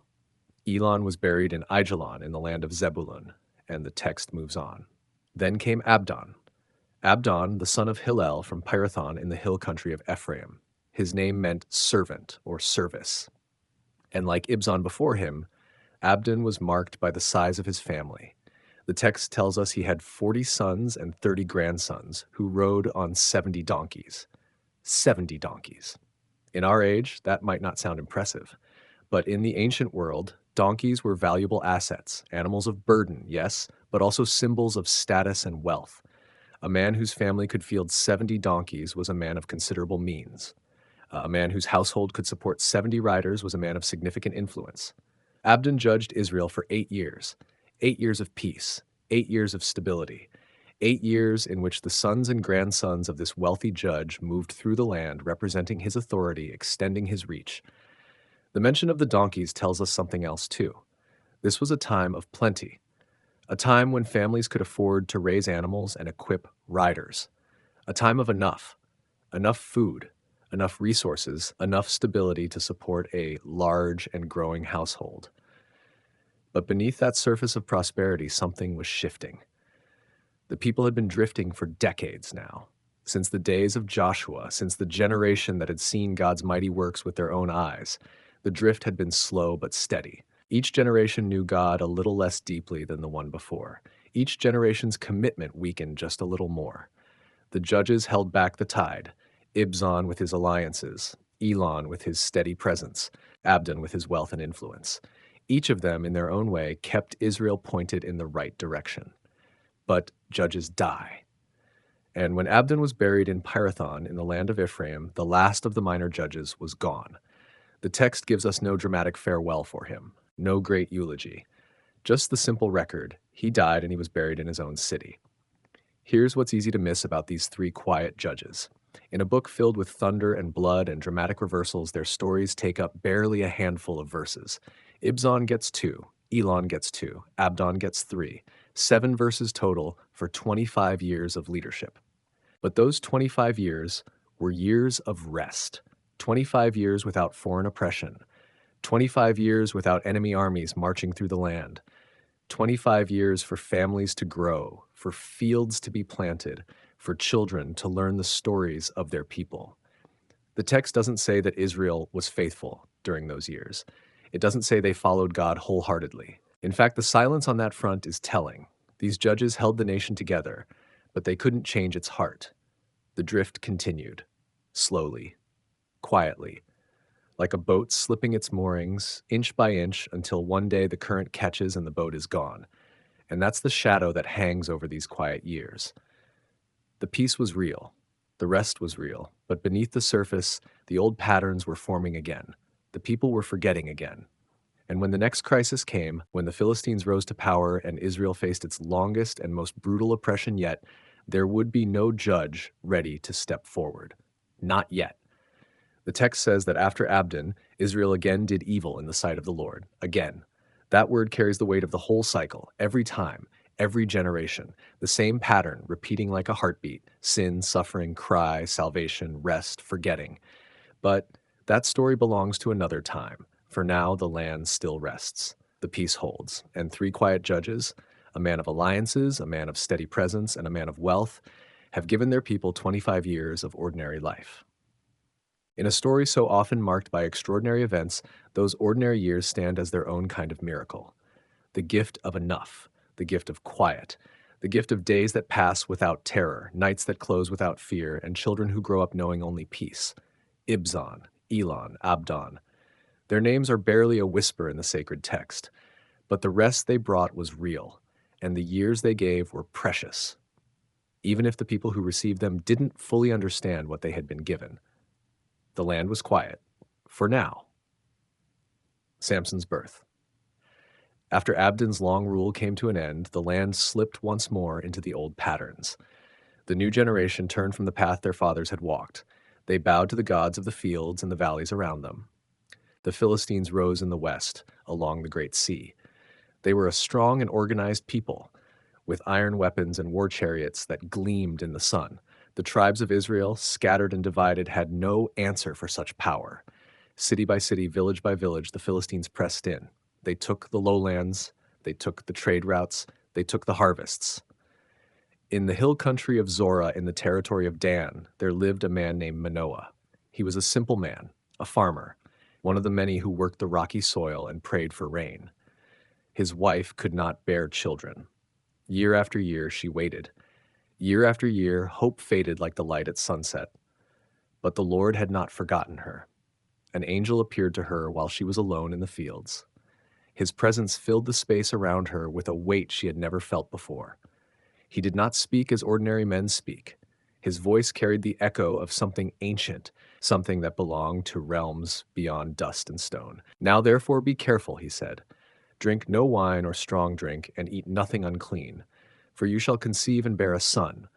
No razor shall touch his head, for the child shall be a Nazirite to God from the womb. He shall begin to save Israel from the hand of the Philistines." And then, as suddenly as he had come, he vanished. The space where he had stood seemed to shimmer with the memory of his presence. She stood motionless, her hand pressed to her chest, feeling the wild beat of her heart. She ran home. Manoah was in the courtyard, and the words spilled from her like water from a broken jar. "A man of God came to me," she said, breathless. "His appearance was like that of the angel of God, very awesome. I did not ask where he was from, and he did not tell me his name, but he said to me, 'You shall conceive and bear a son.'" Manoah listened, his brow furrowed. He was a practical man, one who knew the soil and the seasons. But something in his wife's eyes told him this was different. This was real. He prayed that night, his voice lifting under the vast canopy of stars. "O Lord, please let the man of God whom you sent come again to us and teach us what we are to do with the child who will be born." The Lord heard him. He always hears the prayers of a father's heart. The angel returned. He came to the woman again, and she ran to fetch her husband. Manoah came quickly, his heart pounding. He looked upon the figure before him and knew that this was no ordinary traveler. There was something ancient in his eyes, something that spoke of realms beyond this dusty world. "Are you the man who spoke to my wife?" Manoah asked. "I am," the angel replied. Manoah's questions tumbled out on "When your words come true, what is to be the child's rule? What shall we do for him?" The angel repeated the instructions with patient clarity. The boy was to be a Nazirite, set apart for God from the womb. No wine, no strong drink, nothing unclean. His hair was never to be cut. Every day of his life he would carry the mark of his consecration upon his head. Still trying to grasp the magnitude of what was happening, Manoah offered a simple act of hospitality. "Let us detain you and prepare a young goat for you." The angel declined. "If you detain me, I will not eat of your food. But if you prepare a burnt offering, then offer it to the Lord." Manoah asked the angel his name so that when his words came true, they might honor him. The answer carried a quiet gravity that made the air feel thin. "Why do you ask my name? It is wonderful. Wonderful." The word hung in the air like incense. Manoah took a young goat and grain and built an altar on the rock. He placed the offering upon it. As the flames rose, the angel ascended in the fire, rising before their eyes like a column of light. Manoah and his wife fell on their faces, trembling. The dust pressed against their foreheads. When they rose, the angel was gone. Only the smoke of the offering curled upward into the sky. Manoah turned to his wife, his voice shaking. "We shall surely die, for we have seen God." But his wife, in her quiet wisdom, spoke words that steadied him. "If the Lord had meant to kill us, he would not have accepted a burnt offering and a grain offering at our hands, or shown us all these things, or now announced to us such things as these." She was right. The Lord does not reveal his plans, only to snuff them out. The days passed. The weeks turned to months. And then, in the quiet of their home, the promise took root. A child grew. The neighbors noticed. The whispers began, but this time they carried wonder. The barren woman had conceived. The impossible had happened. When the time came, she gave birth to a son. Manoah held the child in his weathered hands, this tiny life that carried such weight of destiny. They named him Samson. The name means of the sun, and perhaps it was fitting, for this child would bring light and fire to a land that had grown dark. The boy grew strong from the start, with a vitality that seemed to come from somewhere beyond the ordinary. His hair grew long and thick, a visible sign of the vow that bound him to God. His parents watched him with a mixture of joy and awe, knowing that this child was not really theirs. He was a gift. He was a charge. He was the beginning of deliverance. The Philistines still ruled. They still collected their taxes and enforced their laws. The oppression continued day after day, year after year. But something had shifted in the spiritual realm. A seed had been planted. A Nazirite had been born. And in the courts of heaven, the clock had begun to tick toward the hour of reckoning. The child played in the fields of Zorah. He learned the ways of the farmer and the shepherd. He grew strong and tall, his long hair flowing in the wind. Somewhere deep within him, the fire of his calling burned, waiting for the moment when it would be unleashed. But that moment had not yet come. For now, there was just a boy, a family, and a promise. The land remained under the weight of Philistine rule. But a light had been lit in the darkness, and the Lord watched over his servant, preparing him for the storm that lay ahead. Samson's exploits. The Spirit of the Lord began to move him at times, sudden surges of power that set him apart from every other man in Israel. The Philistines had ruled over Israel for 40 years now. The people of Dan, Samson's tribe, knew the weight of their oppressors well. The first sign came when he traveled to Timnah, a Philistine town just a few miles from his home in Zorah. He went there for reasons that troubled his parents deeply. He had seen a woman, a Philistine woman. As Samson walked alone through the vineyards that lined the road, a young lion came roaring out of the thicket. The beast was massive, all muscle and fury, its eyes fixed on him. The Spirit of the Lord rushed upon him, and with a power that seemed to come from somewhere beyond himself, he seized the lion and tore the beast apart with his bare hands.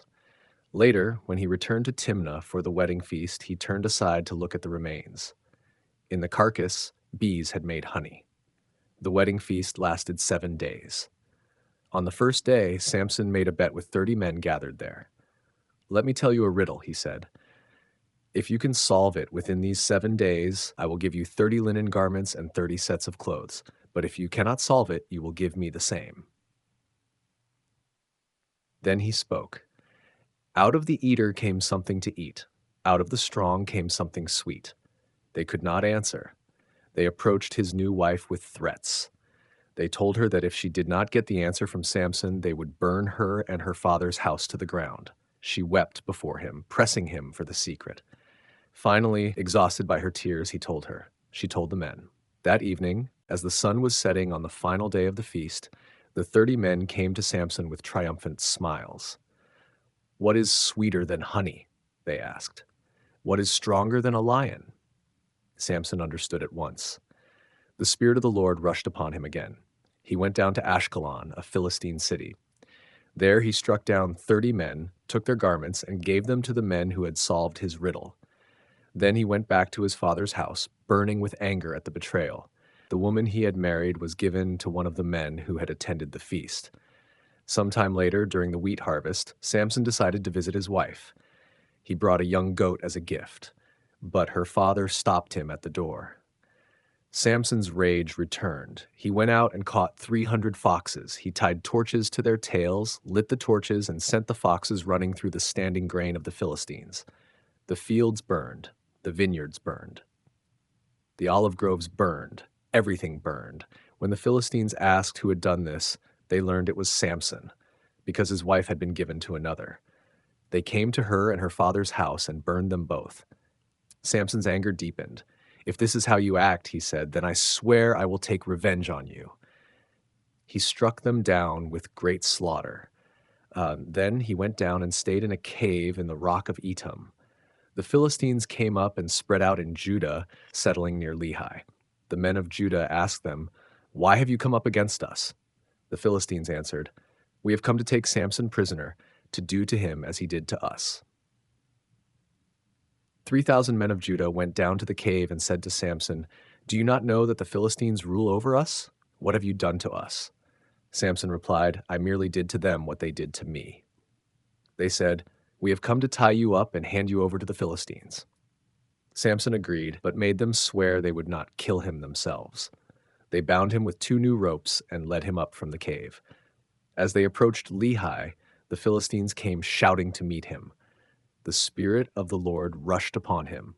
The ropes on his arms became like charred flax, and they snapped off his wrists. He found a fresh jawbone of a donkey, picked it up, and struck down 1,000 men with it. He struck down 1,000 men with the jawbone of a donkey. When it was over, Samson stood among the bodies, his chest heaving, his hands covered in blood. He spoke a few words, a rough poem, a soldier's boast.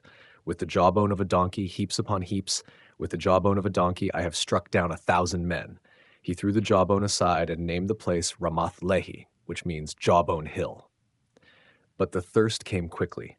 In that moment of victory, Samson felt his own weakness. You have given this great deliverance by the hand of your servant, he prayed. And now I will die of thirst and fall into the hands of the uncircumcised. The Lord heard him. God split open the hollow place that was at Lehi, and water came out of it. Samson drank. His strength returned. His spirit revived. He called the place En-Hakkore, which means spring of the one who called. Samson judged Israel for 20 years in the days of the Philistine oppression, a wild, untamed weapon in the hands of a God who had not abandoned his people. But there was a flaw in Samson, a crack in the armor. It was not his strength that would undo him. It was his heart. He had a weakness for Philistine women. Again and again he crossed the lines. Again and again he sought the company of the very people who oppressed his nation. Each time his desire led him into danger. Each time his strength saved him, but the pattern was set. He would go down to Gaza. He would see a prostitute. He would go into her. And the Philistines, hearing that he was there, would surround the house and set an ambush at the city gate. They waited through the night. They planned to kill him at dawn. But Samson rose at midnight, went to the gate, and found the massive wooden doors bound with iron bars. He tore them from their hinges, lifted the entire gate with its posts and bar, and set it on his shoulders. Then he carried it to the top of the hill facing Hebron, about 40 miles under that weight. How do you stop someone like this? They would find the answer eventually, but not yet. For now, Samson continued his restless wanderings, his lonely war against the oppressors of Israel. He continued to be what God had made him, a deliverer, though he seemed more like a hurricane than a shepherd. The people of Israel did not rally to him. They were too comfortable in their servitude, too broken by 40 years of Philistine rule. But Samson kept fighting, in his own way, with his own methods. Through him, the Lord kept striking at the Philistines, chipping away at their power, one act of destruction at a time. But in the valley of Sorek, there lived a woman named Delilah. She was beautiful, she was clever, and she would become the answer to the Philistines' prayers. Samson loved her, and that love would change everything. But that story belongs to another night. Delilah and the fall of Samson. Samson had faced lions, armies, and ropes that should have held him. Again, she cried out. Again, he snapped them like thread. A third time, she pressed him. You have mocked me again. You have lied to me again. Tell me, how can you be bound? Tight weave my 7 locks of hair into the loom, he said. Press them in with the pin. So she did. She wove his hair into the loom and pressed the pin through. She cried out again. He woke, pulled free, and carried the loom and the pin with him. The Philistines still had no answer. Now the story slows. This is where we must sit with what is happening. Delilah had asked him 3 times. 3 times he had deceived her. Any wise man would have seen the pattern. Any careful man would have left the valley of Sorek and never looked back. But Samson did not leave. He stayed. And Delilah kept asking. Day after day, she pressed him. She nagged him. She wore him down with words. Scripture says she pressed him daily with her words and urged him so that his soul was annoyed to death. Think about that. This man who tore lions apart, this man who slaughtered armies with a jawbone, was worn down by persistent questions. Samson, don't you love me? If you loved me, you would tell me. Your heart is not with me. You have deceived me 3 times. You have not told me the secret of your strength. The words dripped like water on stone, day after day, hour after hour, until the stone cracked. Perhaps he thought she would stop. Perhaps he thought this was just another game. Perhaps he had grown tired of the lying and wanted someone to know him truly. Whatever the reason, he opened his mouth and told her everything. I have been a Nazirite from my mother's womb, he said. No razor has ever touched my head. If I am shaved, my strength will leave me. I will become weak like any other man. The truth fell from his lips like a stone into still water. Delilah saw that he had told her everything. She knew. She sent word to the Philistine rulers, Come up once more, for he has told me all his heart. They came, bringing the silver with them. They paid her. The deal was sealed. Delilah lulled Samson to sleep. His head rested in her lap, so peaceful, so trusting. She called for a man to shave the 7 locks of his head. The razor moved through his hair. Strand by strand, lock by lock, the vow fell away, silent and unseen. Then she began to torment him. This is the part that cuts deep. She had lulled him to sleep. She had shaved his head, and now she tormented him. We do not know what that torment looked like. Perhaps she mocked him. Perhaps she struck him. Perhaps she simply watched him struggle. His strength had left him. The Lord had departed from him, and he did not know it. She cried out one more time, "Samson, the Philistines are upon you." He woke. He shook himself. He thought he would escape as he always had. He thought the bonds would break, the enemies would scatter, and he would walk away laughing. But the Lord had left him. The Philistines seized him. They grabbed his arms, and this time he could not break free. They gouged out his eyes. Think about that moment. The darkness rushing in, the pain, the sudden terrible understanding of what he had lost. Not just his eyes, not just his freedom, but the presence of God that had been with him since birth. He had played with his calling. He had treated his vow like a toy, and now it was gone. They bound him with bronze shackles.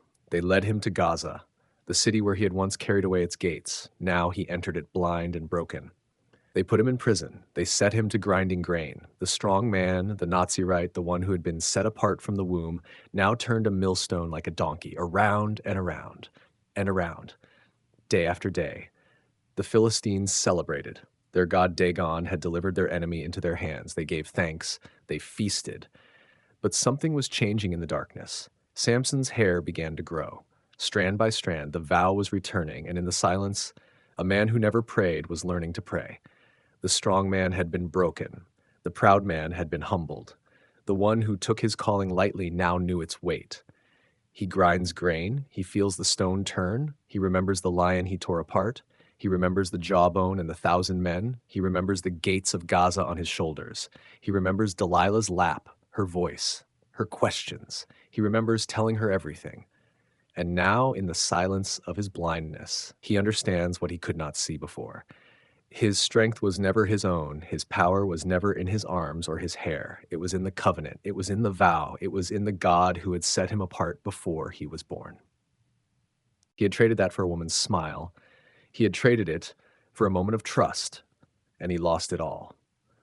The Philistines think they have won. They think Dagon has triumphed. They think the God of Israel is weak, but the hair is growing. The vow is returning.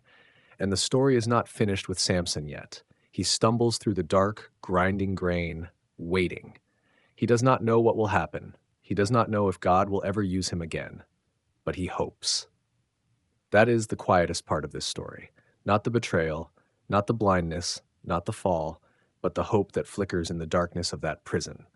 A man who lost everything, who has nothing left, still dares to hope that somehow his life is not over. The millstone turns. The days pass. His hair grows. And in Gaza, the Philistines prepare a great celebration. They do not know that their victory is temporary. They do not know that the blind man grinding grain will have one more word to say, but that is for another telling. For now, we leave him there, in the dark, in the prison, in the silence. The strong man has become weak. The judge of Israel has become a slave. The Nazirite has fallen, and yet the hair grows. Samson's final victory.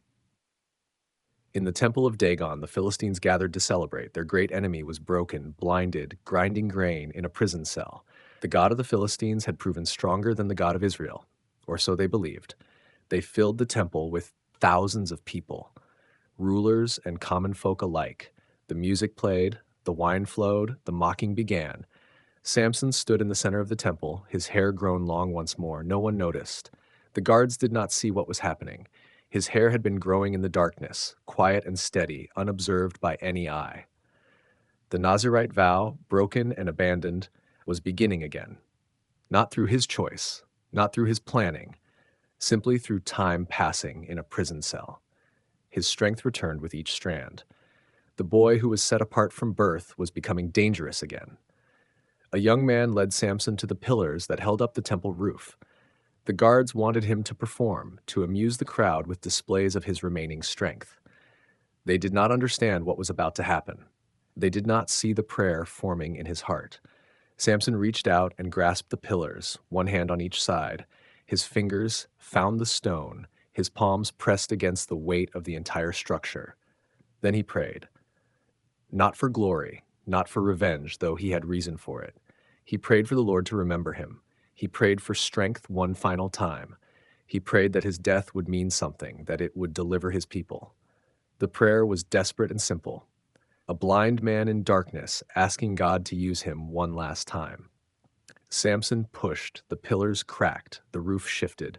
The stone groaned under pressure it was never meant to bear. The crowd's laughter turned to screams. The celebration became chaos. People ran for the exits, but there were too many bodies, too much confusion, too little time. The entire structure came down. The temple of Dagon collapsed inward like a giant taking a final breath. Thousands of Philistines died in the rubble. Samson died too, but he did not die alone. He did not die powerless. He accomplished in his death what he had struggled to achieve throughout his life. He delivered Israel from their oppressors, not perfectly, not completely, but truly. The hold the Philistines had maintained for so long was finally broken. The fear that had gripped the people began to lift. The God of Israel had not abandoned them, even through a flawed man, even through failure and blindness and captivity. God's purpose prevailed. The story of Samson carries weight beyond any single victory. A man of legendary strength brought down by desire, a judge who fell into sin repeatedly, a Nazirite who abandoned his vows. The cautionary elements are real. Samson made terrible choices. He pursued Philistine women despite his calling. He revealed his secret knowing the danger. He played with fire and was burned badly. But there is another layer beneath the warning. God does not require perfection before he uses us. Samson was deeply, profoundly flawed, yet God worked through him anyway. Not despite his weaknesses, but through them, through his failures, through his falls, through his blindness and brokenness. The God of Israel does not wait for us to get our lives together. He uses us as we are, in our weakness, in our desperation, in our failing attempts to follow him. Samson's final victory was never about his own strength. It was about God's faithfulness. A God who remembers his promises, a God who hears the prayers of broken people, a God who turns even our greatest failures into demonstrations of his power. The temple of Dagon fell that day. The God of Israel stood firm. The people of Israel mourned Samson, but they also understood something deeper. Their God was still with them. Years of oppression had not driven him away. The failure of their judge had not abandoned them. The apparent strength of the Philistines had not overcome him. The cycle of faithfulness and failure would continue. Israel would sin again. Israel would suffer again. Israel would cry out again, and God would deliver again. This pattern was the rhythm of the times of the judges, but each deliverance pointed beyond itself. Each judge, however flawed, was a reminder that God had not abandoned his people. Each victory, however costly, signaled that God's purposes would ultimately prevail. Samson's story ends in death, but it also ends in triumph. The blind, broken strongman became the instrument of God's judgment. The man who had been the joke became the victor. The failure became the deliverer.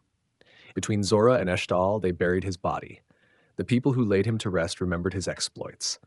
The lion he tore apart with bare hands, the 30 Philistines killed in a single day, the fields burned with foxes, the 1,000 men struck down with a jawbone, the gates of Gaza carried away on his shoulders. They remembered both his strength and his weakness, his victories and his defeats. They remembered a man who was, in so many ways, like themselves, flawed, struggling, sometimes faithful, sometimes failing. But they also remembered his final prayer, a prayer from the depths of despair, a prayer that God answered with power, a prayer that brought down a temple and crushed an oppressor.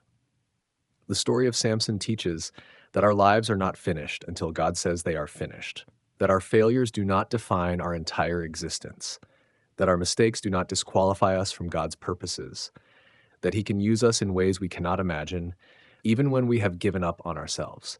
Samson had judged Israel for 20 years. Now he was gone, and the cycle would begin again. Sin would return, suffering would follow, the people would cry out, God would deliver, and the pattern would repeat itself once more. This was the nature of the times, a people without a king, doing what was right in their own eyes, in desperate need of someone to lead them back to God. But that was a story for another judge, another deliverer, another chapter in the long struggle between human failing and divine faithfulness. Samson's part was finished. His purpose was complete. He had begun to deliver Israel from the Philistines, not perfectly, not completely, but faithfully. He pushed against the pillars of oppression. He brought down the structures of mockery. He defeated the enemies of his people, and he did it through the power of God working in weakness. The land fell silent, the celebrations ceased, the mocking laughter turned to dust. In that silence, the people of Israel heard something, a whisper of hope, the knowledge that their God was still with them. Samson was not that perfect leader they needed. He was a broken vessel, a flawed instrument, but God used him anyway. And in the end, that is the message of his story. Not that we must be perfect, not that we must never fail, but that God can use us, even in our weakness, even in our failure, even in our final desperate moments. He works through broken people. He defeats enemies through unlikely warriors. He accomplishes his purposes through those who simply trust him in the darkness. Micah's idols and the Danite migration. And in the hills of Ephraim, in a quiet corner of the country, a man named Micah made a choice that would ripple far beyond his own doorstep. And while Micah sat in his comfortable confidence, a restless tribe was on the move. The Danites had never found a lasting home. Their allotted territory along the coastal plain was squeezed between Philistine strongholds and Amorite settlements. They had been pushed into the hills, cramped and confined. Their inheritance felt more like a cage. So the tribe sent out 5 men, warriors from their clans, to spy out the land. They traveled north through the hill country of Ephraim, and they came to the house of Micah. Night fell. They stopped. Inside, they heard a familiar voice, the young Levite. They recognized him from his time in Bethlehem. "Who brought you here?" they asked. "What are you doing in this place? What do you have here?" The Levite told them everything, about Micah, about the shrine, about his role as priest. The spies looked at one another. Something stirred in them, not reverence, not judgment, opportunity. They asked the Levite to inquire of God for them, to see if their journey would succeed. The Levite, standing in a shrine built by human hands with images carved by a silversmith, gave them an answer. "Go in peace," he said. "Your journey has the Lord's approval." They went on, northward, through the mountains, until they came to a valley, and there they found Laish. The city was beautiful, fertile land, quiet waters, a people who lived without fear, without suspicion, without allies. They were peaceful and prosperous, untouched by the conflicts that plagued the rest of the country. They had no treaty with the Sidonians, no protection from the Arameans. They simply lived isolated and secure. The spies returned to their brothers with the news. "Arise," they said. "We have seen the land, and it is very good. Will you do nothing? Do not hesitate to go and take possession of it. When you get there, you will find an unsuspecting people and a spacious land, for God has given it into your hands." 600 men of Dan armed themselves for war. They set out from their camp, families in tow, children in arms, livestock trailing behind. They were not just raiding, they were migrating. Entire households moving north to claim a new home. And on the way, they came to Micah's house. The 5 spies knew exactly what was inside: the ephod, the household gods, the carved image, the cast image, and the Levite priest. They walked up to the house. The young Levite stood at the doorway. "What are you doing here?" the priest asked, surprised by the crowd of armed men. The 5 spies slipped past him. They entered the shrine.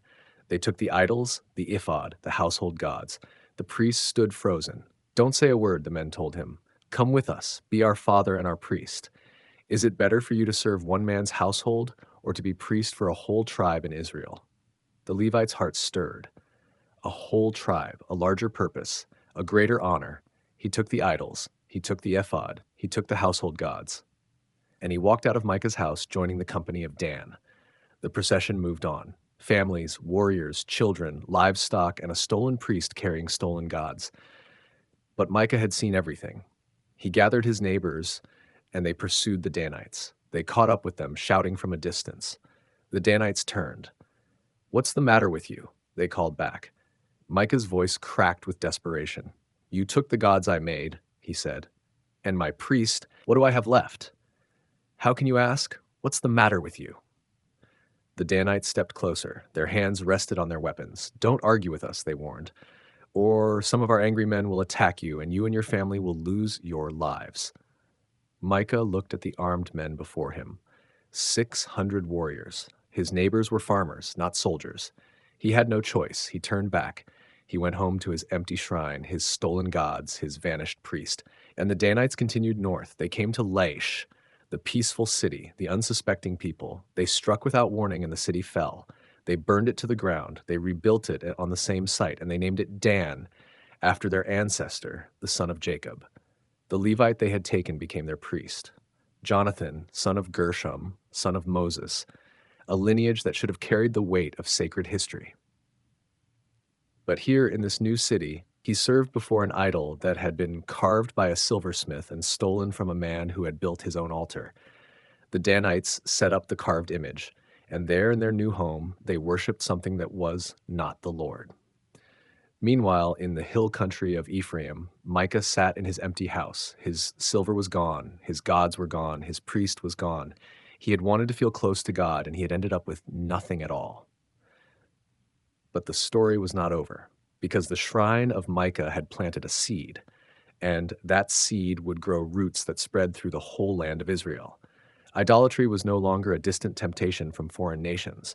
It had taken root in the heart of the tribes themselves. The tabernacle stood at Shiloh, the place of worship, but fewer and fewer people made the journey. They found it easier to worship close to home, easier to make their own images, easier to follow their own desires. And in the days when there was no king in Israel, every man did what was right in his own eyes. The Levite who had been stolen from Micah's house would serve in Dan for generations. His sons, his descendants, would stand before that carved image. And the idolatry that began with one man's sincere desire to feel close to God would spread like a slow tide across the land. Micah never recovered his gods. He never got his priest back. He was left with nothing but the silence of his empty shrine and the knowledge that his good intentions had built a doorway to something far darker than he ever imagined. But the Danites were satisfied. They had a home. They had a priest. They had their idols, and they had no idea what they had truly lost. Because in their search for a place to belong, they had left behind the God who had brought their fathers out of Egypt.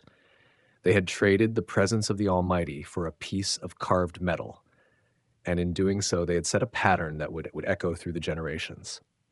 The land was quiet now, but it was the quiet of a sleeping sickness. And the next outbreak of violence would not come from foreign enemies. It would come from within. The Levite's concubine, a Levite from the hill country of Ephraim, walked with purpose, though his heart carried a weight he could not name. But the Levite was done waiting. He rose, gathered his concubine, his servant, and his donkeys, and set out in the late afternoon. A foolish time to begin such a journey. Already the sun was falling toward the western hills. They made their way slowly. The servant led the donkeys. The concubine walked in silence. The Levite's mind turned toward home, toward the familiar paths of Ephraim. As evening approached, they found themselves near Jebus. The city stood on a hill, its walls catching the last light. The servant spoke first. "Let us stop here for the night. The city has a gate, and we can find shelter." But the Levite shook his head. Jebus was not an Israelite city. It belonged to the Jebusites, a people who had never been driven out. He did not trust them. He would not sleep within their walls. "No," he said, "we will not enter a city of foreigners. Let us push on to Gibeah or Ramah." And so they walked past Jebus. The sun sank lower, the sky turned orange, then purple, then a deep blue that swallowed the horizon. Gibeah finally appeared ahead of them, a city of Benjamin, an Israelite city. Surely here they would find rest. They entered the public square, and the Levite's heart sank. The square was empty. No one came to greet them. No one offered shelter. In Israel, hospitality was sacred. A traveler was to be welcomed, given food, given a place to rest. But Gibeah showed no such kindness. The Levite and his small company sat in the square as the night deepened. The donkeys stood nearby, the servant waited, the concubine kept her eyes down, and the people of Gibeah passed by without a glance. Then an old man appeared. He was working in the fields late, returning to the city as the stars came out. He saw the travelers sitting in the square and stopped. "Where are you going?" he asked. "Where do you come from?" The Levite looked up. "We are passing through from Bethlehem of Judah, heading to our home in the hill country of Ephraim. I am a Levite. No one has offered us shelter. I have food for my donkeys and bread and wine for myself and my servant. We need only a place to sleep." The old man's face changed. He was himself an Ephraimite, living among the Benjamites. The shame of his city burned in him. "Peace be with you," he said. "I will take care of you. You will not spend the night in the square." He brought them to his house. He fed the donkeys, he washed their feet. The travelers ate and drank, and the tension of the evening began to ease. Perhaps the night would pass quietly after all. It did not. While they were enjoying themselves, a sound rose from outside. Shouting, male voices, the pounding of fists on the door. The old man went to see what was happening, and his blood ran cold. A crowd of men stood in the street, Benjamites of Gibeah, wicked men, the text calls them. They surrounded the house, pressing against the door. "Bring out the man who came to your house," they shouted. "We want to know him." The old man understood. These were men of Belial, worthless and violent. They did not want conversation. They wanted to break the Levite, to use him, to shame him in the worst way a man could be shamed in that ancient world. The old man stepped outside, closing the door behind him. His voice trembled, but he spoke. "No, my brothers. Please, do not act so wickedly. This man is my guest.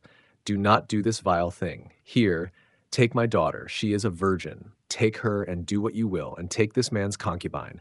Use them, but do not touch the man." The words hang in the air like smoke. It is a bargain born of desperation. A host's duty to protect his guest twisted into something monstrous. The old man offers 2 women to save 1 man, and the Levite, the man who traveled 4 days to retrieve his concubine, does not speak. He does not step forward. He does not refuse. The crowd will not accept the offer. They press harder. The door groans under their weight. And then the Levite makes his choice. He seizes his concubine and pushes her outside, into the night, into the hands of the mob. The door closes behind her. The text tells us what happened next in a single, terrible verse. They abused her all night until the morning.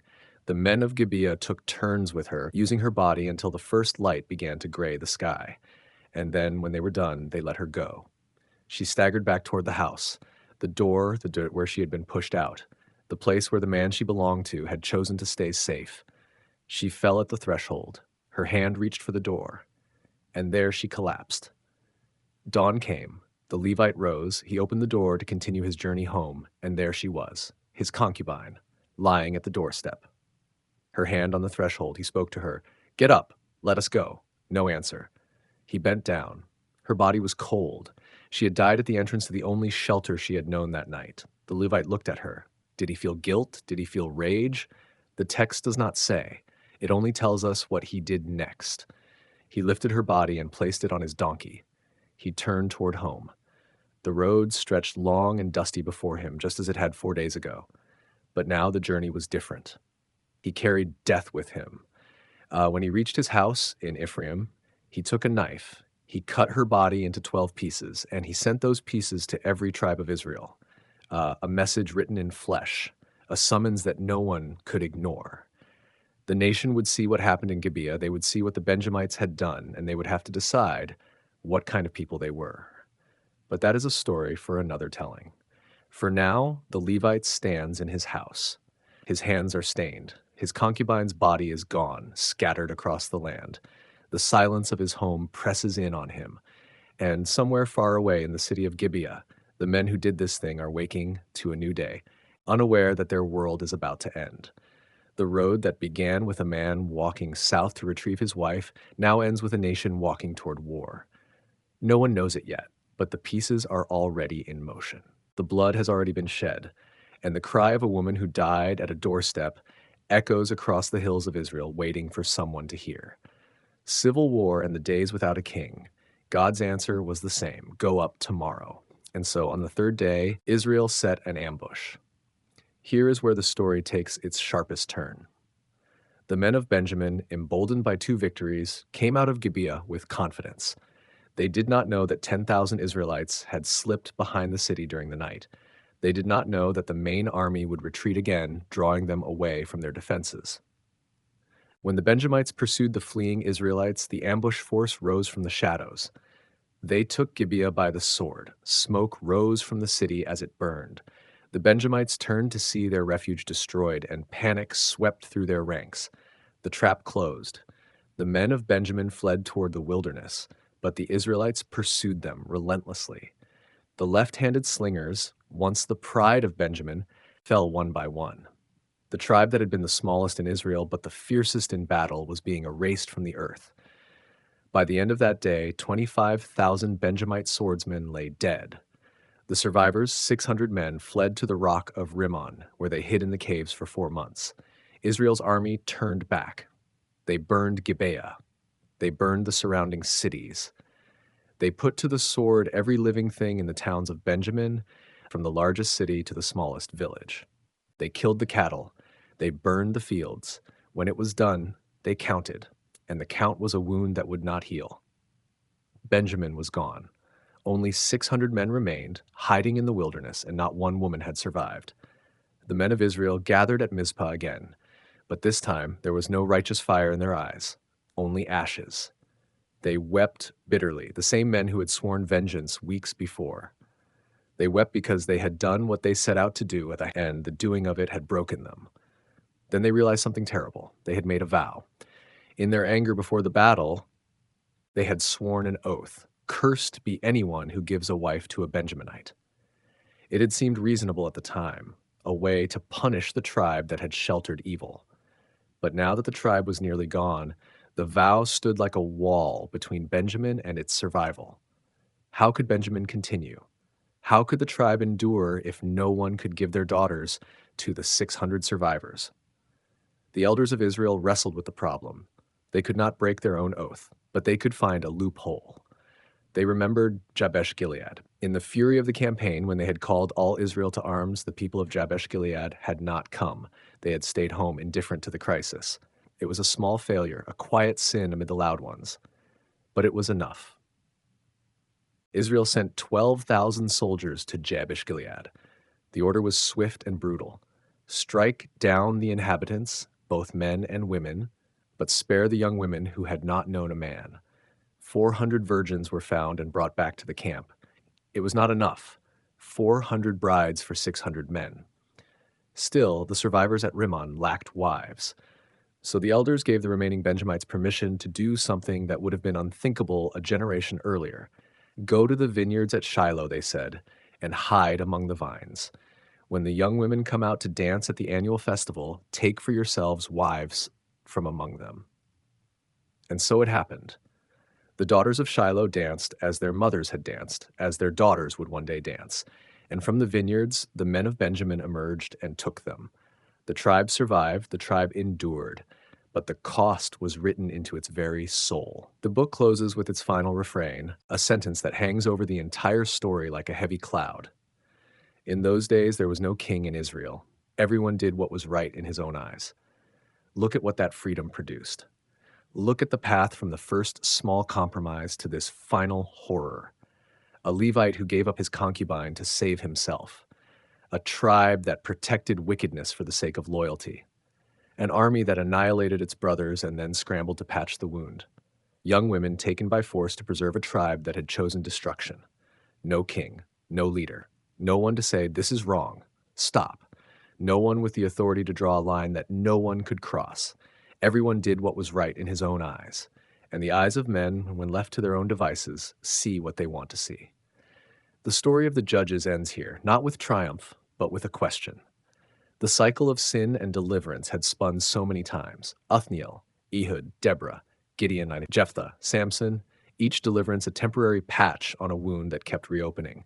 The people kept slipping back into the same patterns, the same gods, the same compromises. Now the spiral had reached its lowest point.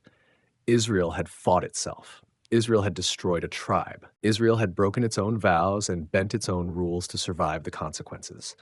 And still, there was no king. But a king was coming. The people would demand one, and they would get what they asked for. Saul would rise from the tribe of Benjamin, fitting in a way that feels almost cruel, as if the wounded tribe would produce the wounded king, the one who would start strong and end in shadow. But that story comes later. For now, the book ends where it began, with the people of God struggling to be a people at all. The judges have finished their work, and the work is incomplete. The land waits, the people wait, and the refrain echoes through the silence, a warning that will be repeated until someone finally hears it. In those days, there was no king in Israel. Everyone did what was right in his own eyes. The words are a diagnosis. They describe a people who had lost their center, their compass, their reason for being. The law was still there, written on scrolls and carved in stone, but the law had become a distant memory, a story told by grandparents, a thing that belonged to another time. What remained was the wilderness of the human heart. And in that wilderness, without a guide, without a king, the people wandered in circles, generation after generation, learning nothing, forgetting everything, and hoping that the next judge, the next deliverer, the next victory would somehow make things right. It never did. The judges came and went, the victories were won and lost. The peace was enjoyed and squandered, and the people remained unchanged, because the change had to come from within, and no judge could force it there. So the book ends, not with a conclusion, but with an opening, not with an answer, but with a question that hangs in the air, waiting for the next chapter to begin.